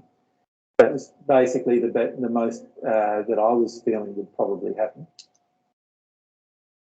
And I was just allowing myself to feel the sadness of that as well. You know what I mean? Like, to feel the sadness that nothing's going to happen from here. You know, I've just written the 12 pages that is going to freak her out, something shocking. And the truth is, the 12 pages did freak her out. Because it connected her with some emotions within herself that then she started to feel that really stressed her out, right at that time. I'm just talking about you, darling. Sorry about that. Y ahí ha gritado un niño y creo que le ha dicho, vamos a hablar de eso después, algo así, Dan, o no sé, a ver. That time. I'm just talking about you, darling. Sorry about that. Ah, no, solamente estoy hablando de ello. No, creo que no tiene que ver con el grito, y se lo dice a la Mary, la ha llamado darling, querida, creo. Nada, simplemente estoy comentándolo. Lo siento, no sé qué. Como quizá bromeando por sentir por ese email. Bueno, no lo sé. Sigamos. And so what happened was that I was there. I'd written this 12-page response to Mary from Mary's email, and I described my feelings. That's all I did, just my feelings. I just described my feelings. And I also said to her, she didn't have to trust me. She didn't have to do anything. She didn't have to respond. I was just happy that she'd given me an opportunity to express my feelings. And I also apologised to her that I hadn't expressed my feelings sooner, and she had to hear my feelings from somebody else, which is something that upset Mary that she had to do.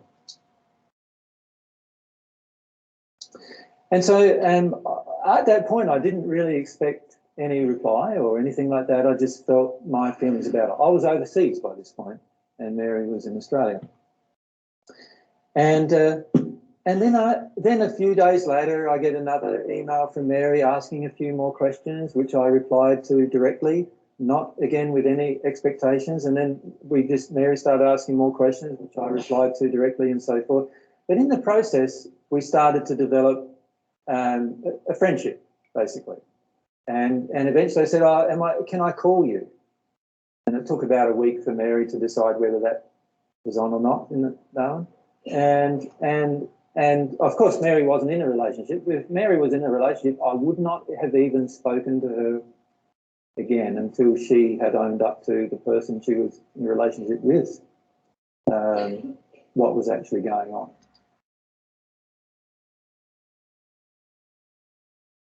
But because she wasn't in a relationship, we could have a free conversation, which we did, and the free conversation just grew from there. Now, Mary appropriately pointed out to me that I did not say to her what I felt initially, and that I should have. And that's why I'm telling you as well that it would be the wisest thing to do if you know who your soulmate is, just go and tell them the truth without expectation. Because when I look back at that, I have a bit of sadness about it too, because I feel like I should have too. Like I feel like it would have been much better. Now, I don't know if anything would have been different, but it would have been much better if I had actually just come out for my own sake and said the truth. As it turned out, it was Mary's parents who told her that I felt she was my soulmate, and they found out from somebody else who told them, and so forth. So it was a real long-winded thing that she was eventually told. And I feel like it would have been much better coming from me than coming through this roundabout circuitous route, which was obviously quite upsetting for Mary. And looking back on it, I can see driven totally by my own emotional injury. So as this relationship starts growing, then we can start working through the different emotions. Does that make sense? And when I say growing, initially for many people, when you meet your soulmate, it's not going to be, there's going to be anger and other types of emotions to work your way through. It's not. A lot of people think it's going to be like, meet my soulmate, everything's wonderful from that moment on. Well, that cannot be the case, because you've got emotional injuries inside of you, and so do they have emotional injuries inside of them, and error only comes out of you with pain. Like, error creates pain inside of you, and the only way error can come out is in a painful manner, right? So we've got to come to accept the fact that if I'm going to come together with my soulmate, it's going to be some painful emotions that I'm going to have to deal with myself. And my soulmate's going to have some painful emotions that she's going to have to deal with herself, because we have this pain in us from the error that's in us. And we need to release this painful through this process, just the same way as if we had a passionate desire for God and we'd be growing towards God, releasing our pains along the way, exactly the same way. That's the beauty of the soulmate relationship. It just helps you grow on the path towards God as well. So by the time I've done all of that, what will end up is that I'm actually now feeling all of my emotions in humility and truth, as I described. I have this passionate desire burning in my own heart for my soulmate, immaterial to what she has going on for me. Right? And if she has nothing going on for me, I feel my grief about that. I don't project it at her. I don't blame her. You're my soulmate. You should love me. I don't do all of that stuff. I don't even, as soon as I feel that stuff, I am out of harmony with love.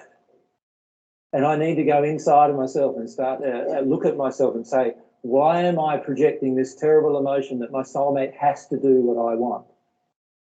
Why am I doing that? There's an unloving emotion inside of me causing that to occur. Does that make sense? All right, so now that I've described that process, Do you have any questions about the process? Me pregunta si hay preguntas Yeah, to the back to Jen, up sobre el there, proceso. and then down the front here, and then across. A while back, I told you I thought I knew who my soulmate was.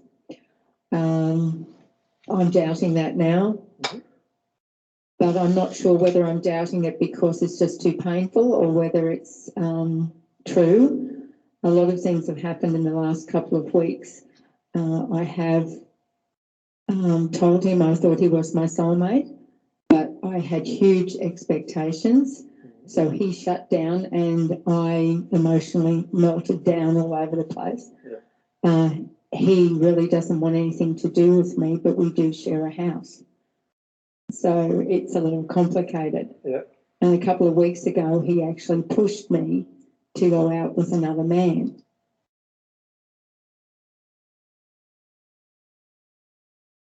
Yep. So, which, if the soulmate part of your soul was open, you wouldn't have done. Sorry? If the soulmate part of your soul was open, you wouldn't have actually gone out with the other man, even if your soulmate pushed you into doing it.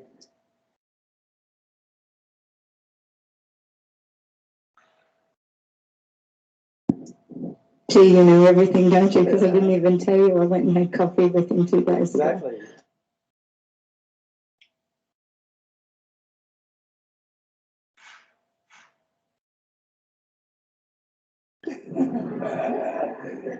But why? So can you see that actually Yeah. there's a lot of the grief, the meltdown grief that you were feeling, you need to go into that, right? That's the emotion you're avoiding now, and you need to go into that emotion. Many people do this. They go out and tell their soulmate that the soulmate has no response, and the person then just goes into this rage and anger and meltdown about, or meltdown about the fact that the soulmate's not responding. Well, that's your projection at your soulmate that you need to heal before your soulmate's ever going to respond.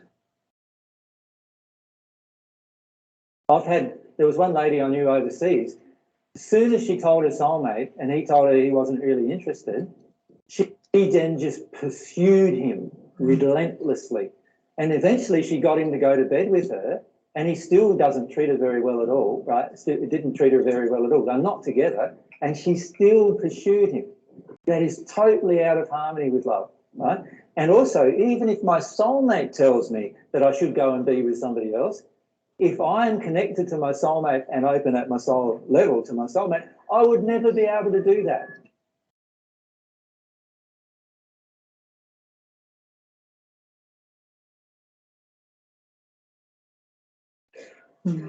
Yeah, I understand that from yesterday. Well, the last few days, but yesterday was a great eye-opener for me, and I realised all that. I am still very confused, though, but now I understand that all I have to do is work on my emotions.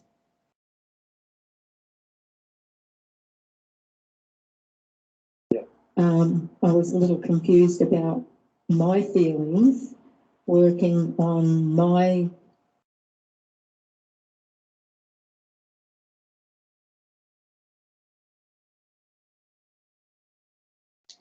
feelings of desire for my soulmate without projecting, because honestly, a friend of mine told me the other day that I was projecting, and I didn't realise I was projecting.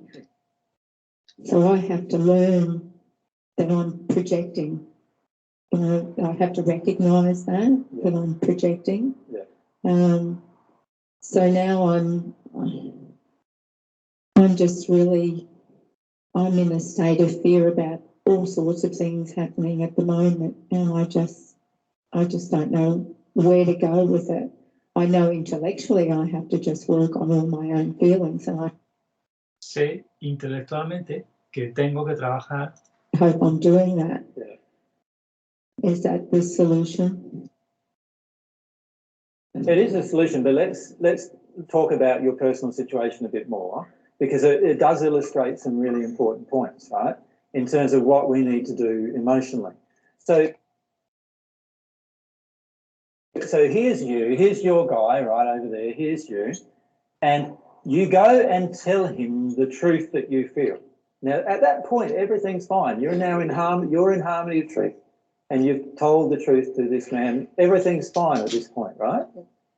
What happened was he then responded with rejection, right? Yeah. So he rejected you. What's playing out now is your relationship with your father. Yes, I know that. He is the perfect reflection of my father and what I'm trying to get from my father. Okay. Now, he rejects you. Now, if your soulmate rejects you, trust me, it's one of the most difficult emotions to deal with inside of yourself, because you feel the pain of the other half of yourself rejecting you, right? Which is really, really big emotion. Now, if I haven't dealt with rejection of my father before I meet my soulmate, then my soulmate is going to be the person who actually triggers it. Yeah. All right? So what I need to do is let myself feel those emotions, Pastor Indy, of rejection. As soon as but you actually, when you told him, you went in with an expectation. Yeah. Right? Which is an unloving in the first place, right? The expectation, I can't spell either. You all know that, don't you? Right? So I went in with an expectation. Yes. Going in with an expectation was already unloving, and of course it's going to invoke an unloving response, probably. Very rare for a loving action an unloving action to invoke a loving response. Yes. Right? This person has to be pretty developed if they get a loving response out of them after an unloving reaction.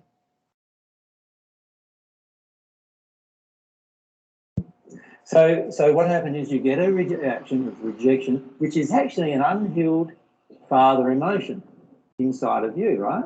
Yeah. So it's something that's not healed inside of you that needs to be healed. So let yourself go ahead and feel that overwhelming experience that you believe this person is your soulmate and you just got rejected by them. How does that make you feel about yourself? If your own soulmate's going to reject you, wow, that's pretty powerful, isn't it? Like, in terms of, can you see how there must be some pretty deep emotions there?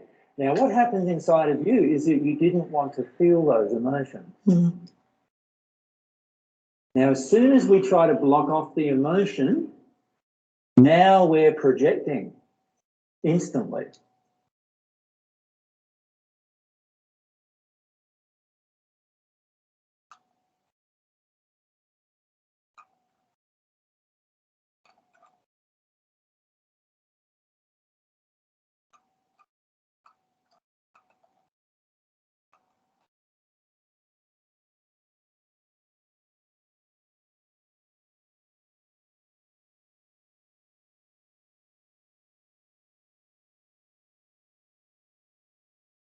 Ha pintado ese bloqueo de proyección, ese bloqueo que nos obliga a proyectar, lo ha pintado así, partiendo a la mujer. Bueno, sigamos.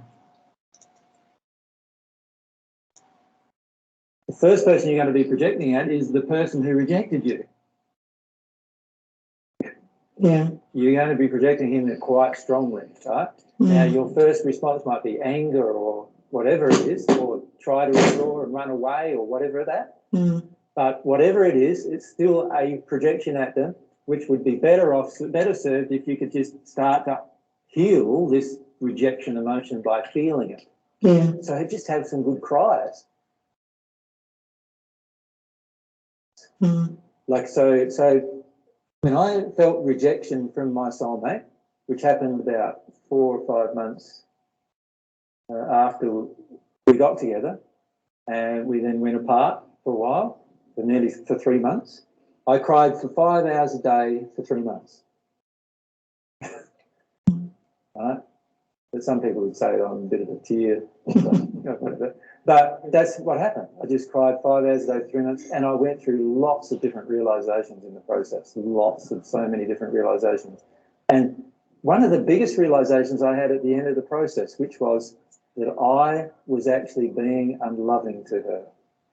Like, and I started going through a lot of these emotions about these projections coming out of me still, like towards my soulmate, right?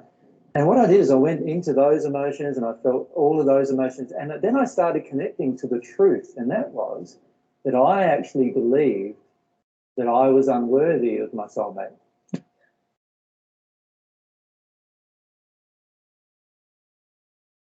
Yeah, very much. Right? Mhm. And then I started feeling those groups of emotions. And after I came out of that group of emotions, I knew my soulmate would call me in a few days' time.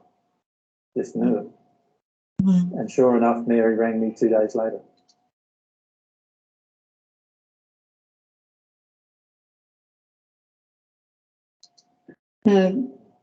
Just in the last couple of years, I have been saying to my father, I love you, Dad. Mm-hmm. And his response is, thank you.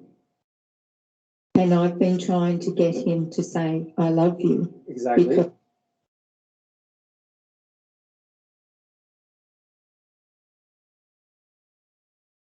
Because I don't remember him ever saying, I love you to me. He could have when I was a little girl. You know, And I know I've been trying to get this man to say, I love you. You've been to trying me. to manipulate him into Yeah. telling you that he Yeah. loves you. And the truth is that when you heal the emotion inside of you, he will probably then automatically tell you without you manipulating him into it. Could he? I'm concerned that because this man is reflecting my father to me so strongly, Yep. that could be the reason why I think he's my soulmate and he isn't. Yep. So you want to tell me whether he is or he isn't? No. Okay, I'll take that as a positive. Yeah. No, I mean as a positive that I have to work on my emotions to find out. Right. Yeah. Yeah. Can you see why politicians say no comment? Yeah. Any comment is saying something. Right. Yeah. So what I'm saying to you is that how are you really going to know that this man is your soulmate until you heal this emotion with regard to your father? Yeah. And also, even if he is your soulmate and you know, this emotion regarding your father still has to be healed before anything's going to change. So either way, whatever goes on, you still need to let yourself feel this terrible emotion of being rejected by your soulmate, the person you think is your soulmate. Aquí he añadido, incluso si él sea tu alma gemela y tú lo sepas, aunque tú lo sepas y él lo sea, las dos cosas, aún así esta emoción respecto al padre tiene que ser sanada, etc. What a lot of people do, though, is go down, oh, my soulmate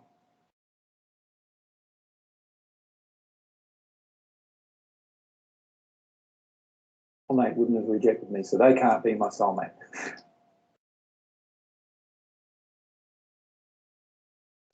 Yeah. What? Like, yes, your soulmate's just as capable of rejecting you as everybody else.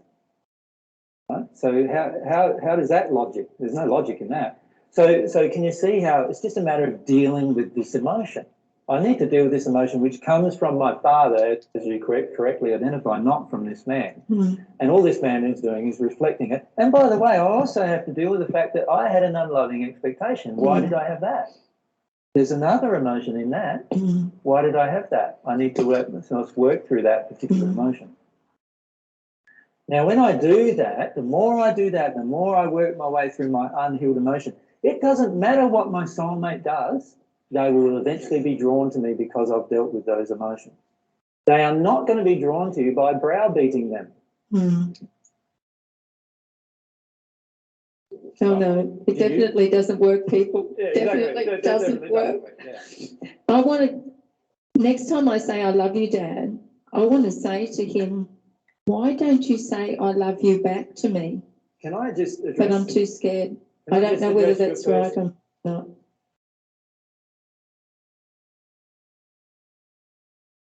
Can I just address your first comment, though? Yeah. The truth is you don't love your dad. That's probably very true. All right? Yeah. So you're telling him a lie just to get a response. That in the end would also be a lie. Okay. So obviously that's not going to work out. Mm. The time you'll love your dad is when you truly feel all of the healed emotions inside of you, all the unhealed stuff is all gone, and you've healed your stuff towards your dad. At that moment, you will love your dad. Okay. And at that moment, your dad will probably feel it from you. Now, he might not respond to it, but he'll at least feel it from you. At the moment, what he's feeling from you is anger. Right? Yeah. And he knows just as well as you do that it's not real. Okay. Yeah. I was talking to Mary before, and something profound happened yesterday. I realised through someone else's comment that I didn't have a connection. I couldn't have a connection with God, and I couldn't work out why. And I realised this morning that I don't have an emotional connection, a connection of emotions towards God. And that's how I feel about my father. I feel like I wasn't given an emotional connection from him, and I can't give him an emotional connection. And it's the same with my mother. So when someone said to me the other day, you know, think of God as a woman, I thought that's not going to work either. Yeah. So I want to open up an emotional connection with God, because I know that if I do that, this is going to help everything else too. So how do I open up an emotional connection to God?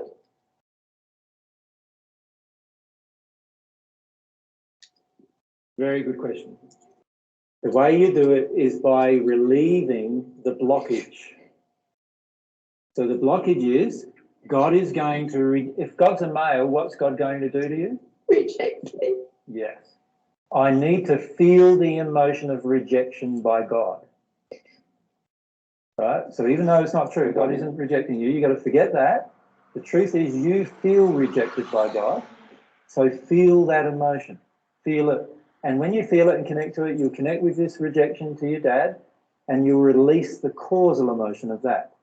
At the moment, what's happening is you're trying to establish an emotional connection without releasing the blockage to the connection.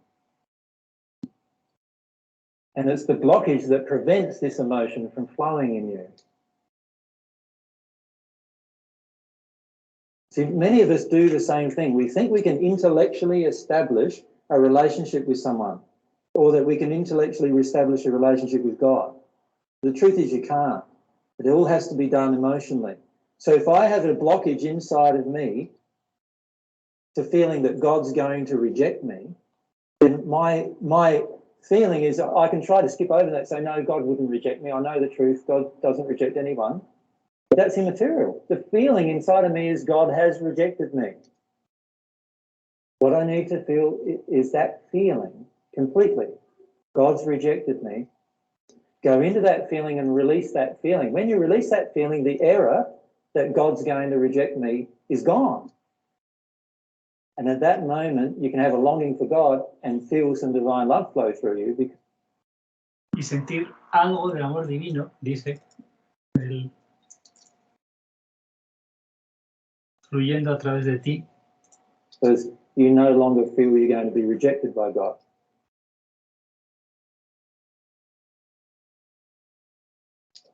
See, love can't flow through you until you're in a state of emotional truth about the issue.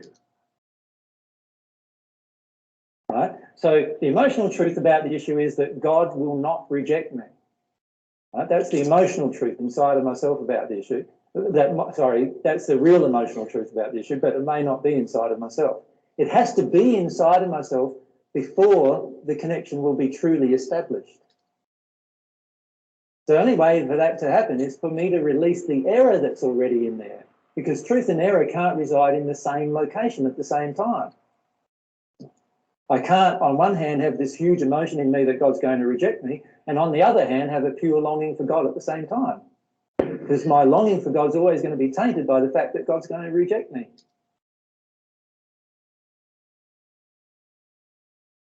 And it's the same with your husband, your soulmate, right? And that's related all to your father. A whole lot of that's related to your father. And this is why sometimes meeting your soulmate or even believing someone to be your soulmate can be a huge emotional trigger. If you accept it, because whatever they give back to you is a part of your law of attraction that's going to heal your relationship with God, your relationship with yourself, and also in the end your relationship with your soulmate, whoever that is, whether it's the person you imagine it to be or someone different.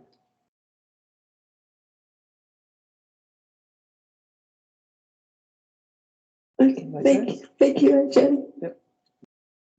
So I suppose the moral of that story is to actually allow yourself to speak the truth, but understand that every time you have an expectation, that is unloving, and whatever response you get back, that is your law of attraction. Does that make sense? So if my soulmate rejects me, if the person I feel is my soulmate rejects me, that is my law of attraction. I've got some unhealed emotion to work through there. Inside of me, not them. They've got some unhealed emotion too, perhaps. If they're my soulmate, they might certainly have. But that's immaterial. I can't control what they're doing. I can't control what they see. All I can do is do my own stuff, right? So all I can do is own my own feelings.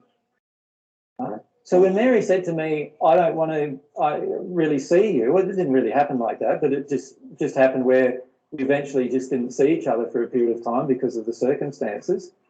All I did was just go into my emotion about it. A ver, aquí ha pasado algo. That and like that, but it just happened where we eventually just didn't see each other for a period of time because of the circumstances. It happened where we eventually just didn't see each other for a period of time because of the circumstances. All I did was just go into my emotion about that. Right? Mary didn't feel attracted to me, she didn't want me, or all those kind of emotions, and I just went through that. Now, I knew that it was happening because she was afraid. And I knew that it was happening because of her fear of some family issues and so forth, right? Now, I could have just told myself, oh, it's just because she's afraid. It's just because and then that would help me just skip over all the emotion that I felt. Right? Forget about doing that. Don't tell yourself all the stories, even if they're true. Right? Allow yourself just to feel the truthful emotional response that you have within inside of yourself. That's what will keep it. Así acaba la primera parte del segundo día, con esto tan concluyente, digamos, tan importante, que nos estamos contando muchas veces miles de historias antes que sentir, simplemente, como ya veíamos, volver a ser como niños, que si no, no hay nada.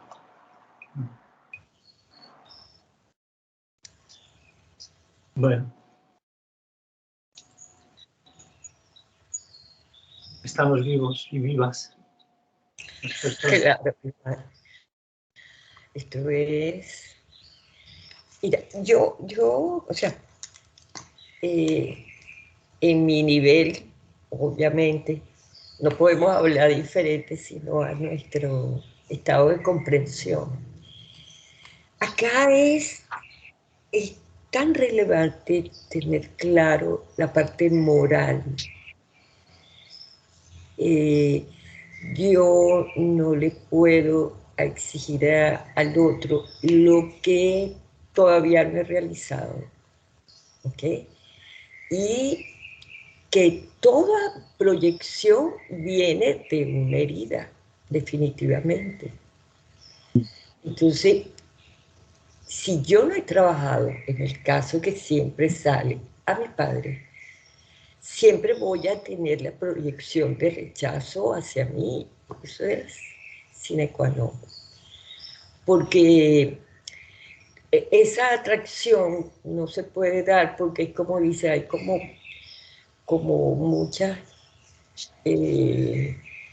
yo diría como púas, pues, o sea, todavía no soy sedosa, pues, todavía soy áspera y no puedo hacer contacto con el otro. Es como un puzzle, no puedo encajar con el otro porque no me he trabajado. Y sin expectativa, no es juro, porque yo soy tu alma gemela, tú tienes que responder sí o sí, tampoco. Sí, como que te ha impactado mucho, ¿no? Porque esto parece. Es que es demasiado bueno, porque, Iván, no es solo el alma gemela, son la cantidad de exigencias que tenemos, porque todo se va reflejando. ¿En qué? En que no he trabajado que quiero que las cosas se hagan como yo quiero, a cuenta de que yo me lo merezco por esto o por lo otro.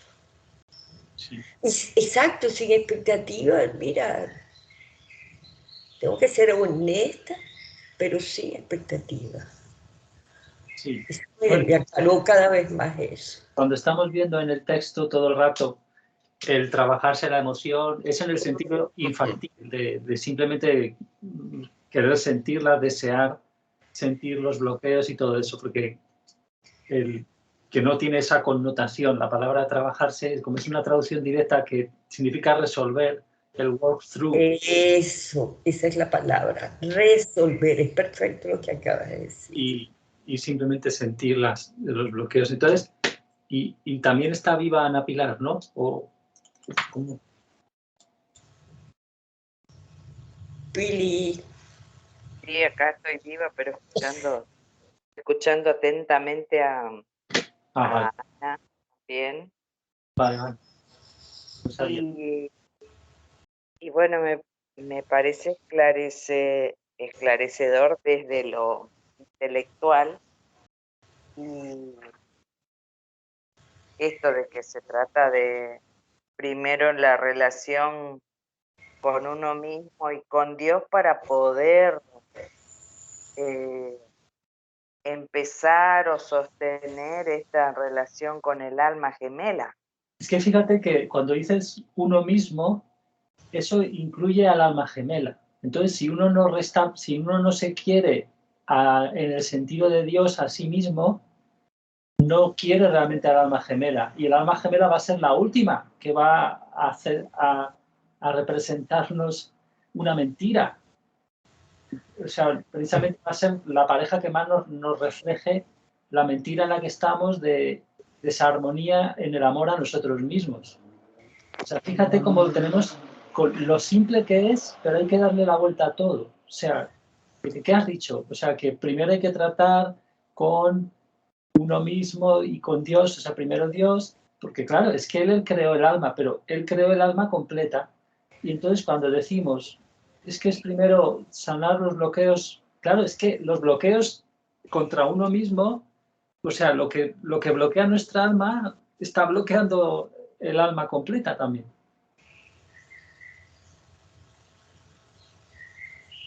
Claro, eso yo también, es cómico. yo también como que esto en cada una de las experiencias que van contando, en el hecho de pensar que una persona, una relación, bueno, es tu alma gemela, esto de la persecución. No, vos sos mi alma gemela, tenés que estar conmigo, o por qué no me hablas, como que proyectando en Sí. ese otro, es lo que intelectualmente aprecio ahora. El paso es esto que vos decís, aceptar que uno dice que desea a su alma gemela, pero no quiere encontrarse con sus propios miedos. Entonces es una contradicción, nos estamos mintiendo. Claro, porque los miedos van en contra de sentirte a ti, pero es que ti son dos partes. Claro. Sí. Es muy gracioso porque lo simplifica todo mucho, ¿no? ¿No os has venido esa sensación de cómo lo simplifica todo? Sí, es muy simple y con 3 palabras esto de hablar con amor, con la verdad y con humildad. ¿Qué más querés? Sí. Pero fijaros que yo el otro día a una persona que podría ser, porque hay cosas muy raras que ahora empiezo a atar cabos, porque es una persona que también es de esta zona, estuvo conmigo en el instituto, y empiezan a pasar cosas raras en sin que hablemos ni nada, porque apenas hemos hablado. Y el otro día la saludé, pero tampoco le dije, oye, yo pienso que eres... Pero sí la saludé, que llevaba mucho tiempo queriendo hacerlo, porque pasea el perro de la madre, creo que es un perro, lo pasea por el parque de aquí. Y Pero sí la saludé y fue desastroso porque no estaba yo muy bien en ese momento, aunque estaba en el parque descansando y relajado, pero pues en ese momento es nada, y simplemente yo qué sé, o me estarían atacando espíritus o estaría yo con las heridas, que sí, que no, pero bueno, aproveché ya que digo, no voy a, o sea, llevo tiempo pensando en simplemente saludar y bueno, y ya de paso a hacer propaganda de mi web por curiosidad, porque una vez sí que hace años, casualmente hablamos 2 minutos porque estábamos con un amigo en el parque, ella pasaba y le menté el curso de milagros y quería comentarle, oye, no, pues que he descubierto cosas más allá, que tampoco le conté toda la historia y por si quieres saber más, pues ahí está la página web, no sé qué, pero que hay muchos espíritus, esto del curso de milagros, la gente se cree que es Jesús, muchos espíritus se creen que es Jesús y entonces pasan cosas raras. Bueno, yo me atreví a lanzarle toda esa locura que afortunadamente no le pilla muy a trasmano ya porque creo que se ha metido en alguna cosa, aunque no sea a lo mejor mucho, no lo sé, pero sí se ha metido en alguna cosa espiritual tipo yoga y es, bueno, el yoga sí me lo dijo. Pero eso, entonces, yo las anécdotas que tengo en el recuerdo, que me extraña que me acuerde mucho de ellas, de esas anécdotas, son muy breves y muy punzantes y de una no relación. O sea, yo no me relacionaba con ella en el instituto. O sea, yo creo que ella me tenía como repulsión. Y yo a ella era cosa rara también. Entonces, por eso sospecho que puede ser. Precisamente porque yo me acuerdo de haberla acompañado, por ejemplo, a casa, cuando de una sola vez, muy excepcionalmente, pero de repente que no se sabía cómo, porque yo creo que no hablamos, no teníamos, pero de repente ese día, de vuelta del instituto o lo que fuera, y hubo como un encontronazo raro, así como que yo empecé a hablar de traumas, una cosa muy rara, porque ya éramos muy jóvenes, claro, en el instituto, y también, y entonces me acuerdo de cosas así, como que muy sueltas, de detalles. Otra vez que me dijo, pues esto te sienta bien, no sé cuántos, que me vio tocando la flauta por ahí en un sitio por ahí fuera, cerca del instituto, en algún descanso, lo que fuera. O sea, cosas así muy raras. Y entonces ahora hilo cabos y digo, claro, tiene que ver, quizás si lo es, pues es muy lógico, porque hay toda esta especie de repulsa, pero a la vez hay una especie de confluencia extraña de últimos tiempos. No sé si será, pero bueno, eso. Iván, esto que mencionaba Ana Pilar, de tu relación con Dios, bueno, que ha estado en el video, y cuando ella, esta última señora que habló, de que, pero él le pregunta, pero ¿cómo está tu relación? Cuando ella le dice, ¿cómo está tu relación con Dios? Primero tienes que comenzar ahí y tú puedes en la oración decir, Padre y Madre, ¿no sientes algo diferente? ¿Lo puedes expresar con ese mismo amor? No. Y ella sabía que con su padre, o sea, ella le exigía, fíjate, que le dijera te quiero, y dice, no, tampoco es así.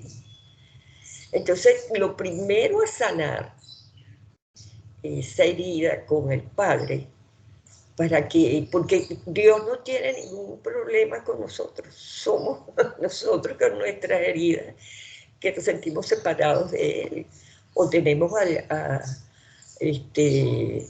algunas suposiciones, Dios no me quiere, a mí no me funciona nada, o sea, tonterías, ¿no?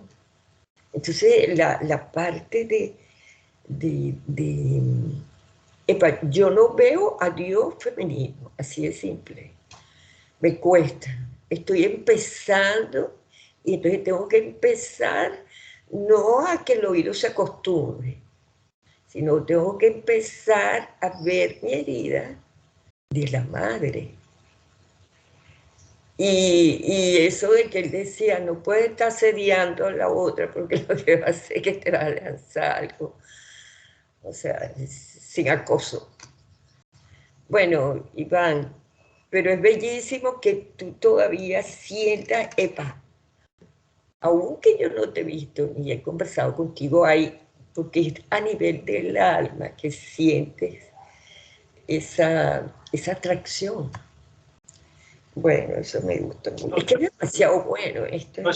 Es curioso porque no es una atracción, es como que la vida, el alma la va a traer, es algo más allá de las energías que normalmente estamos acostumbrados. Por eso contrasta mucho y contrasta muy fuertemente, si es que esto que os digo es mi alma gemela, con el último caso que contamos, que tuvimos esa conversación donde me dejasteis contar toda esa aventura que incluso nos echaron luces desde todo el tema de esa persona a la que los espíritus nos unieron, aparentes sincronicidades que ahora sabemos que son manejos que nuestra alma permite por la conexión con espíritus y por las heridas emocionales y por lo que sea. Que parece que son para bien y cosas de esas. Lo vimos en esa conversación y contrasta mucho porque esto es como una cosa muy por detrás. Por detrás. O sea, Perdón que te interrumpa. Te iba a preguntar cómo contrasta con la otra experiencia. Es perfecto. O sea, ¿cómo sabes que no era aquello que tú pensabas y ya estás dando la respuesta? Muy bueno. Sí, no, es que yo o sea, no es que es una especie de atracción sexual ni de necesidad, porque yo en el estado en que estamos, además ahora, en el estado en que, o sea, es nada, no tiene nada de flirtear, de buscar, es que además no, precisamente es eso, es que como estoy un poco de vueltas de todo, entre otras cosas, por esto, porque ahora, gracias a Jesús, a haber encontrado la verdad divina, todo este rollo que suena tan increíble, tan extraño, tan friki, pero gracias a eso estamos sintiendo mucho más dolor y muchas cosas, y eso te hace más real. Fíjate una cosa, Iván, que él le dice creo que fue a la primera, después que habló la primera, si tú no estás sintiendo esa atracción sexual hacia el otro, es totalmente amoroso, no es moral, pues. O sea, que no quiere decir que hay que dejar de sentir esa atracción, esa aclaratoria. Tú estás viviendo un proceso completamente aparte. Tú, Billy y yo estamos igual. No, pero sí, la atracción sexual es lo natural entre las almas gemelas solo. O sea, es la única atracción sexual que es armónica, cosa que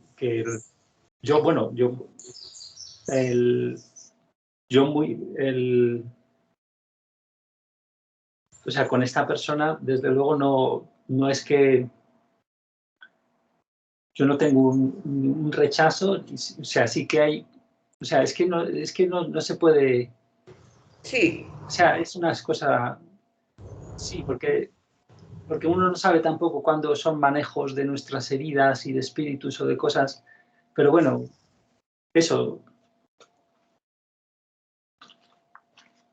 ¿Cómo lo veis entonces? Bueno, y Ana Pilar también, que está muy callada.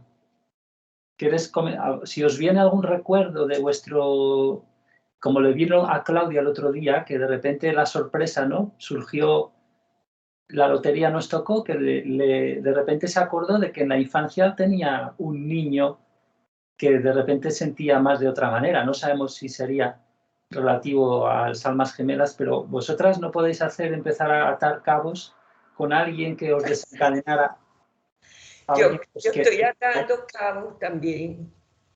No me atrevo en este momento, porque fue así como una relación, así como de novela de sufrimiento y dolor. O sea que Pero también sería bueno sentir la infancia. Sí. Tal cual, Iván. Sí, es que lo estoy visualizando. Estoy sintiendo. Sí, porque lo que vimos es que Miller dice que Jesús dice que muchas veces de pequeños se encuentran los niños que son almas gemelas, la ley de atracción les pone juntos de algunas maneras. Sí. Entonces. Sí, lo mío fue como más adolescencia. Sí, que llegué a sentir a esa persona. Ahorita que hablas de lo que sintió Claudio, yo también sentí algo, pero más grandecito, no de niña. Y fue algo así como, no sé, quizás a todas nos ha pasado, a todos. Fue así como que fuimos todo un grupito a un sitio de la naturaleza y un encuentro bien bello. Y yo quedé sentada, o sea, con otro muchacho. Yo conocí a su hermano de toda la vida, pero yo con él no. Y en ese momento que estoy sentada, él toca mi mano. Yo me sentí en Venus, yo no sé en qué planeta. Todo en mí se movió, qué cosa tan bonita. Y entonces después pasamos todo el día hablando, pero yo tímida como nada. Ya después no tuve mucho contacto con él. Él se casó, hizo su vida, otras cosas, estábamos estudiando. ¿Quién sabe entonces? A lo mejor era. Sí. Yo creo que él, si no me equivoco, no sé si ha desencarnado, no sé. Pero fue ese encuentro bonito, o sea, no lo volví a sentir más nunca. O sea, nunca sentiste una cosa tan así. Tan pura, tan hermosa, una cosa que, nunca lo había sentido, pero yo atribuyo después con el tiempo, claro, es el primer encuentro que tienes con un hombre y eres una niña, o sea, en tu estado prístino, jamás me había tocado así la mano, o sea, de esa manera, siempre era para jugar, echar broma, echar cuento. Claro, es que eso también puede ser muy fácilmente la intervención de nuestras heridas y. Exactamente. O de energía y los espíritus. Sí, porque ya te digo que si es como lo que podría, que yo no lo sé, pero que si es como mi caso, fíjate que yo con esta persona, aunque si lo hubieras encontrado en el jardín de infancia es otra cosa, pero si mi caso es cierto, yo me la encuentro siendo ya bastante mayores y hay repulsión incluso. O sea, porque ella es que, imagínate, es la misma alma, entonces, y además ella creo que tiene heridas parecidas, o sea, no sé si también es de madre soltera y cosas así. Entonces, y vamos, eso del jardín de infancia, me interesa eso, por favor. No, pues que el caso de Clau era en el jardín de infancia, pero oye, Ana Pilar, para que no te nos duermas, que tú, no sé si. ¿Qué jardín de infancia, Ana Pili? Ana Pilar, el tema de que decía Claudio el otro día, solo nos dijo eso. Y en tu caso, ¿qué crees? ¿Que tu alma gemela es un extraterrestre? ¿Es un hombre? ¿Es una mujer? ¿Es un elefante? ¿Cómo lo ves? Ay, qué bello. Es demasiado. Sí, una príncipa celestita, que es príncipe azul. En realidad, mi experiencia, a medida que escuchaba lo que hablaba AJ y Mary, sí, yo he sentido una de las razones por la que vine es una conexión con una persona así que vos decís, wow, como que esa comunión se dio al principio y después sí, la cagué, he cometido todos los errores que dice ahí esto de la expectativa por poner en el otro tiene que ser así, tiene que responder así y no tratar mis emociones, ¿no? Con respecto a eso, como dice, uno no tiene que tener expectativa vos proponés, no. Yo siempre exigí más y por supuesto que no estamos justas en este momento. Entonces, sí, pero sí pensé y pienso que es mi alma gemela, pero bueno, queda ahí en esto de que si yo no proceso, como que es un stand-by. Si yo no hago esto que sugiere y tomar conciencia no solo de manera intelectual, sino sentarme a sentir.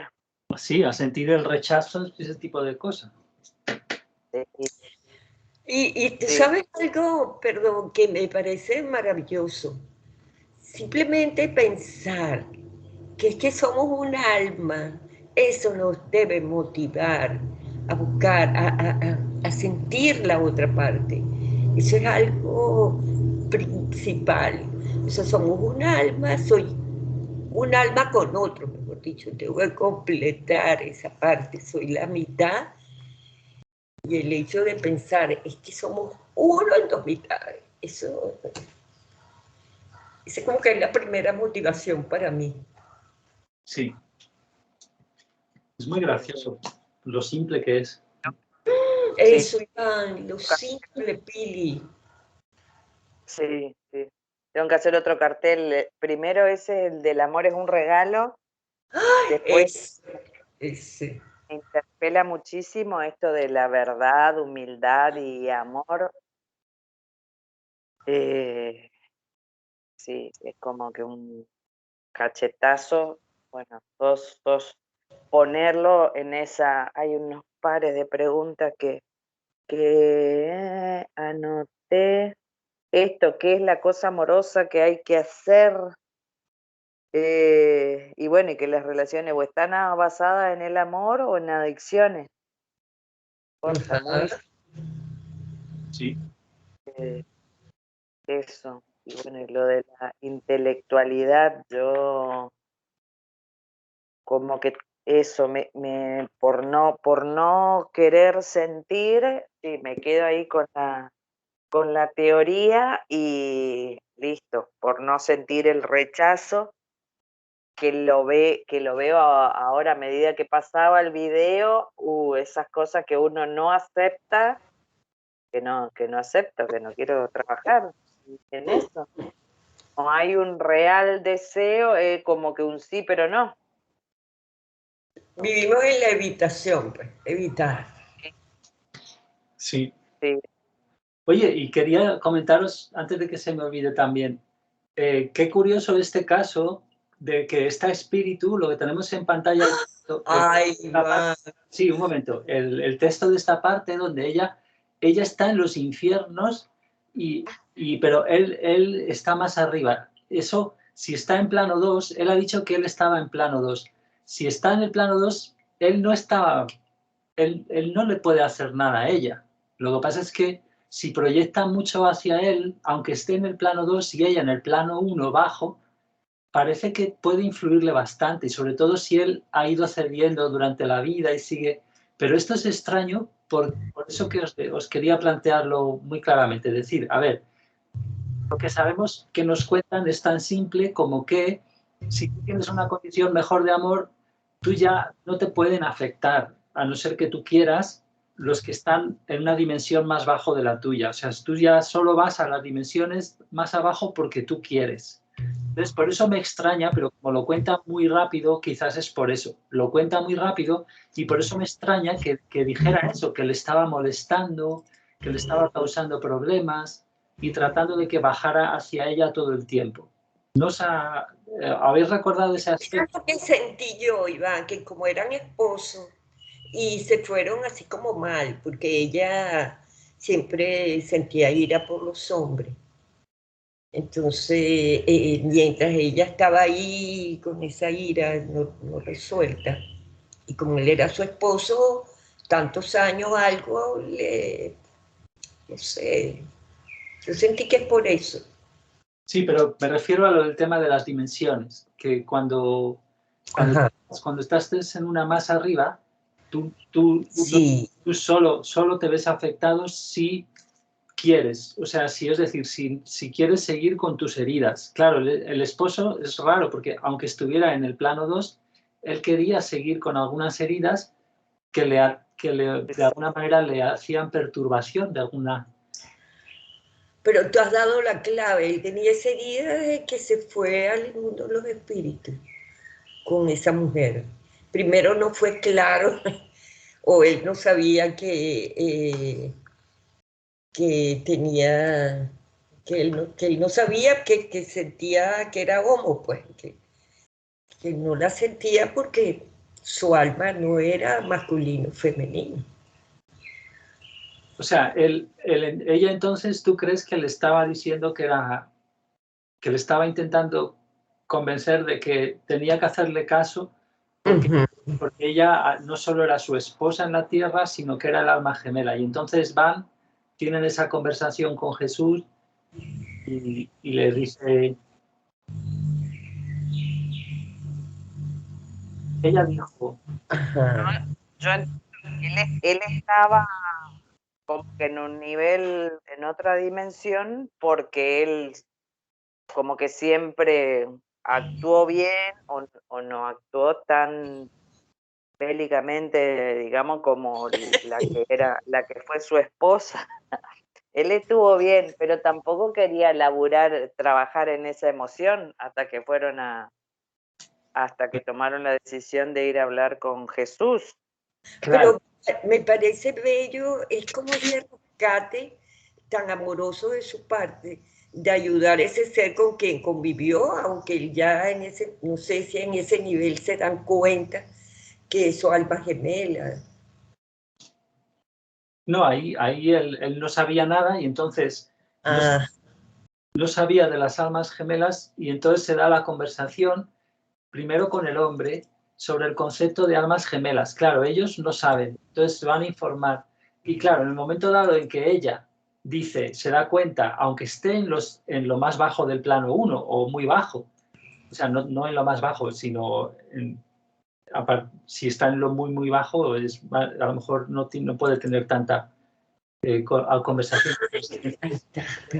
Si está aquí en el plano 1 bajo, en los infiernos, bajo medio, le dice, o sea, ella se da cuenta, aunque tenga muy mala condición de alma, fijaros cómo es ser un espíritu, con la misma mala condición que tenemos, ella se da cuenta, no, él no es mi alma gemela. Y tan pronto dice eso, viene el tercero y dice, yo lo soy. Y la mujer que había estado machacando a este, aún intentando machacarlo, aunque no podía hacerlo tanto, cuando ya están separados, una dimensión, durante 7 años machacando, muchos problemas, no sé qué, baja a verme, pero ella se fue en unos segundos, la última vez que la vio. Y entonces, ahora es cuando nos decía, y además, como añadido, que no tiene que ver, pues encima va a hablar con el hombre, ya que están estudiando el tema de las almas gemelas, y dice, vale, pues ahora me doy cuenta, mira, pues es un hombre en mi caso. ¿Te puedes imaginar la importancia del alma gemela? Porque, fíjate, apareció ese espíritu así de la nada, pues por decir algo. Y dice, no, es que yo soy tu alma gemela en el momento en que reconoce la mujer, no, tú no eres mi alma gemela. Dios, es vital. Ahora es en serio que hay que hacer ese trabajo. Ay, Iván, gracias por esa explicación.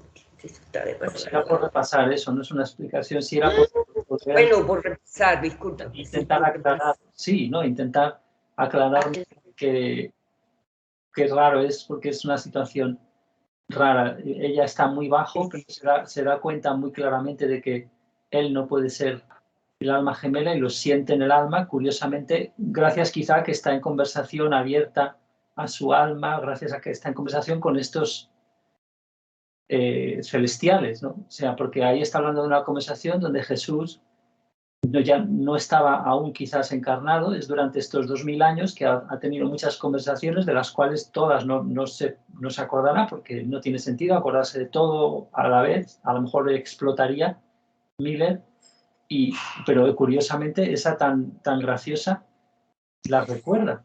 Pero fíjate, traspasa todas las barreras el alma gemela, el buscar esa conexión con la otra mitad de tu alma.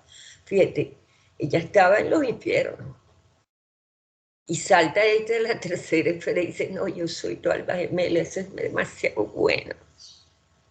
Sí, y ahí eso le habrá ayudado muchísimo a ella.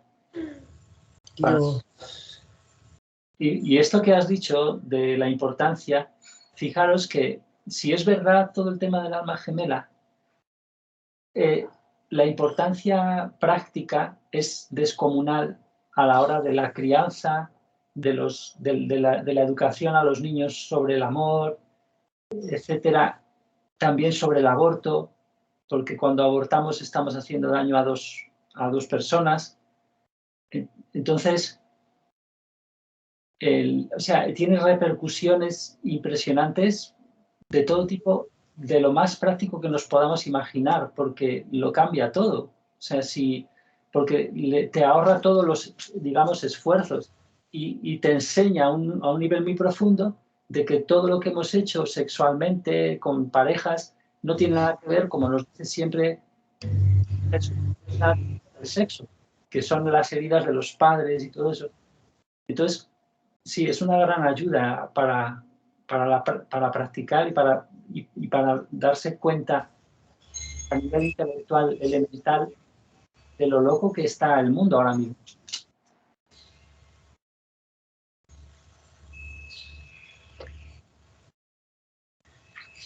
Sí, como dice Ana, es en serio, hay que tomarse en serio. Tal cual. Sí. Por encima de que el mundo esté loco, como dice Iván. Tal cual. Sí, hay una acumulación de muchos milenios, las heridas ahora mismo, y miles de millones de personas. O sea, esto es prioritario en la agenda, María Pilar, Ana Pilar. Sí. Esto es así o sí. No hay escapatoria. Esto sí o sí hay que poner en el recordatorio. Eres la mitad de ti. Entonces, cuando entren en tu casa, Ana Pilar, les vas a asustar, ¿no? Porque van a ver el primer cartel en la puerta, el amor es un regalo, y a la vuelta de la puerta pone, solo eres la mitad de ti, imbécil. Ese lo voy a poner yo, soy la mitad de mí, ese lo voy a escribir. Es de oro lo que acaba de decir. Sí, que es una frase de Jesús. Sí, pero yo no me acordaba de eso. Soy la mitad de mí. Claro. Ay, qué mañana más hermosa. Es un regalo. Estamos mutilados, entonces. Sí. Ay, total. Sí. No, porque fíjate que el diseño no es... El diseño original no implica una mutilación, ¿no? Pero como aquí estamos todos con las heridas, podemos asociar el hecho de que hay dos mitades de alma con estar divididos en el mal sentido, ¿no? Y en el fondo el diseño es simplemente para que el alma empiece a adquirir conciencia de sí misma, ¿no? A través del desarrollo de dos mitades, sí.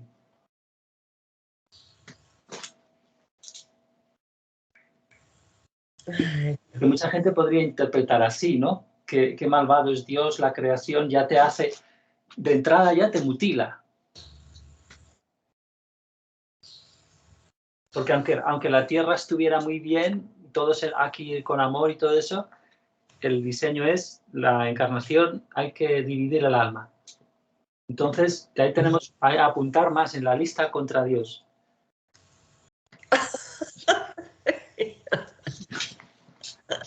¿Por qué no nos ha hecho dioses ya un alma completa y más grande que él? Preguntárselo. Dios. A mí me parece que esto es así, como vivan su aventura, pero ya saben, nos conseguimos a tal hora tan instante, porque si no, es así como esos juegos, los conseguimos a tal hora, que es el alma completa, esa libertad. No, pero yo no quiero, no, que yo digo, es así, con ese ejemplo que tú dices, lo que estás comentando de que, bueno, ahora di todo lo que no te gusta de Dios, que queremos ser ya completos. Pero Él nos dice, no, ustedes, yo los separo, vivan sus aventuras. Es así como recreo. Cada quien se va, así cada quien se disfraza, pero los consigo a tal hora acá, juntos nuevamente. Es así como me lo imagino. Sí, y bueno, y de eso hay que insistir mucho en eso. El último caso de la mujer ha sido muy ilustrativo porque tenemos mucho odio contra Dios en el fondo, aunque no lo creamos. Hemos recibido, sí, porque hemos elegido a nuestros padres por encima de Dios y hemos proyectado contra nuestra alma y la voz de la conciencia. Eso sí quiero yo entender, lo que elegimos nuestros padres. Yo no me lo entiendo o no lo quiero entender. No, ahora solo me refería a que los hemos puesto, es que he dicho la mal palabra, los hemos colocado por encima de Dios. Con lo de que elegir, no, a eso nos dijo Jesús que hay una resonancia de las esencias personales de las almas, que las almas se ven encarnadas, aunque no sean individuos aún, no estén individualizadas, pero sí que hay una resonancia de atracción entre el alma que va a encarnar a una madre y esa madre y ese padre, sí. Porque tú sabes que todas las corrientes dicen, tú elegiste tu papá y tu mamá. Yo decía, bueno, tengo que empezar a entender. Sí, no, eso es una locura. Sí, sí, maravilloso. Eso quizás solo es así en el caso de Jesús y María Magdalena y los 14. Y las otras personas que parece que han encarnado también algunas poquitas más, pero que fueron abortos naturales en algún periodo de la historia de estos 2000 años. Solo comenta ayer Jesús que no solo están los 14, sino que hay poco a poco va habiendo gente que también son almas que eran abortos, pero que ya pasaron al plano 36 gracias a la apertura que hubo con Jesús y que eran abortos naturales. Eso es lo que confirma en un taller. Me acuerdo muy bien de eso porque es muy, muy curioso. Entonces, aparte de muy pocas excepciones de reencarnación, que existen muy pocas, quizás ahí sí que el alma elige más claramente a dónde va a ir y como tiene tanto poder, habiendo estado en el plano 36, estando desde ahí, puede forzar el acoger los cuerpos que ella quiera. Claro, que no debe ser casual que ha elegido Australia, vamos. Exacto. Está muy, muy estratégica porque es alejado de todo, pero a la vez tiene todas las comodidades occidentales, si lo queréis llamar así. Lo que yo sabía de Australia era que iba a ser el continente elegido para la nueva edad, para la edad de oro. Que ahí iba a venir el Cristo. Eso sí lo sabía yo. ¿Pero quién te lo dijo? Fraternidad universal. Eso lo decía Serge Reynaud de la Ferrier. Serge Reynaud. Ajá, yo después te mando eso porque no lo sé escribir. Sí, él decía eso. Bueno, Iván. Que se llama Fraternidad Universal, Gran Fraternidad Universal. Él decía eso. ¿Te puedo mandar algo de eso? Sí. Es que son muchos libros que él dejó. No, pero sí. Qué curioso que...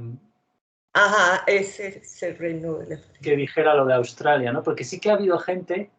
Jesús en un taller, creo que en el mismo donde comenta eso de los abortos naturales, aparte de los 14, sí comenta que hay gente que había profetizado lo de los 14, que iban a volver. Ah, pero es que este es venezolano, además, el Reynaud. No, es francés. Ah, no, pero murió en Venezuela, ¿o qué? Ah, no, a ver. No, murió en Niza. Ah, murió en Niza, pero tiene sede actual en Venezuela. Sí, él dijo que acá era la Nueva Jerusalén, que, bueno, yo no me lo creí mucho, pero eso decía. Pero que la Nueva Jerusalén era Venezuela, dices. O sea, que una cosa, porque él decía que a partir del 48, del 47, 48 era que iba a venir la nueva edad. Es así, varias cosas dijo. Y que después Australia iba a ser para la edad de oro, pero nosotros todavía no estábamos. Y no lo predijo bien porque realmente esto que decía de Venezuela, no sé, pues no me lo creo. Pero sí dijo esto de Australia. Hombre, lo de Venezuela puede ser porque precisamente... Es la locura. Tanto desastre. Pues, yo te quiero mandar, es que lo tengo ahí, yo digo, con permiso, Iván, un día de esto les mando un noticiero así simple. Así simplito, para que... Sí. ¿Qué fue? Sí, eso sí lo sabía. Y la Fraternidad Universal, él visitó Australia y hizo un contacto en Australia y dejó ahí una parte de la Fraternidad Universal, porque él visitó todos los continentes.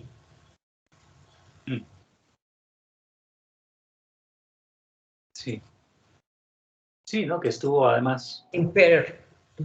En el 52 y por ahí pone ahí, sí.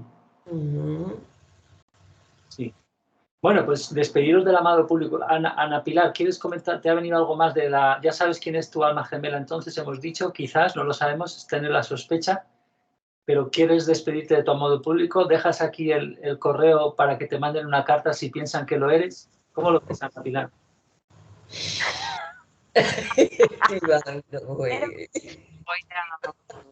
procesar mis emociones y también voy a dejar el correo, ¿sí? Sí.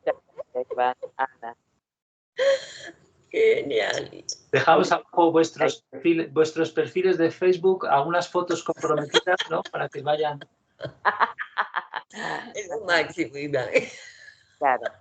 A experimentar al 100%, a ver qué pasa. Sin expectativas. Gracias, Iván, gracias. Tienes que hacer otro... Y que tienen que ser millonarios, australianos.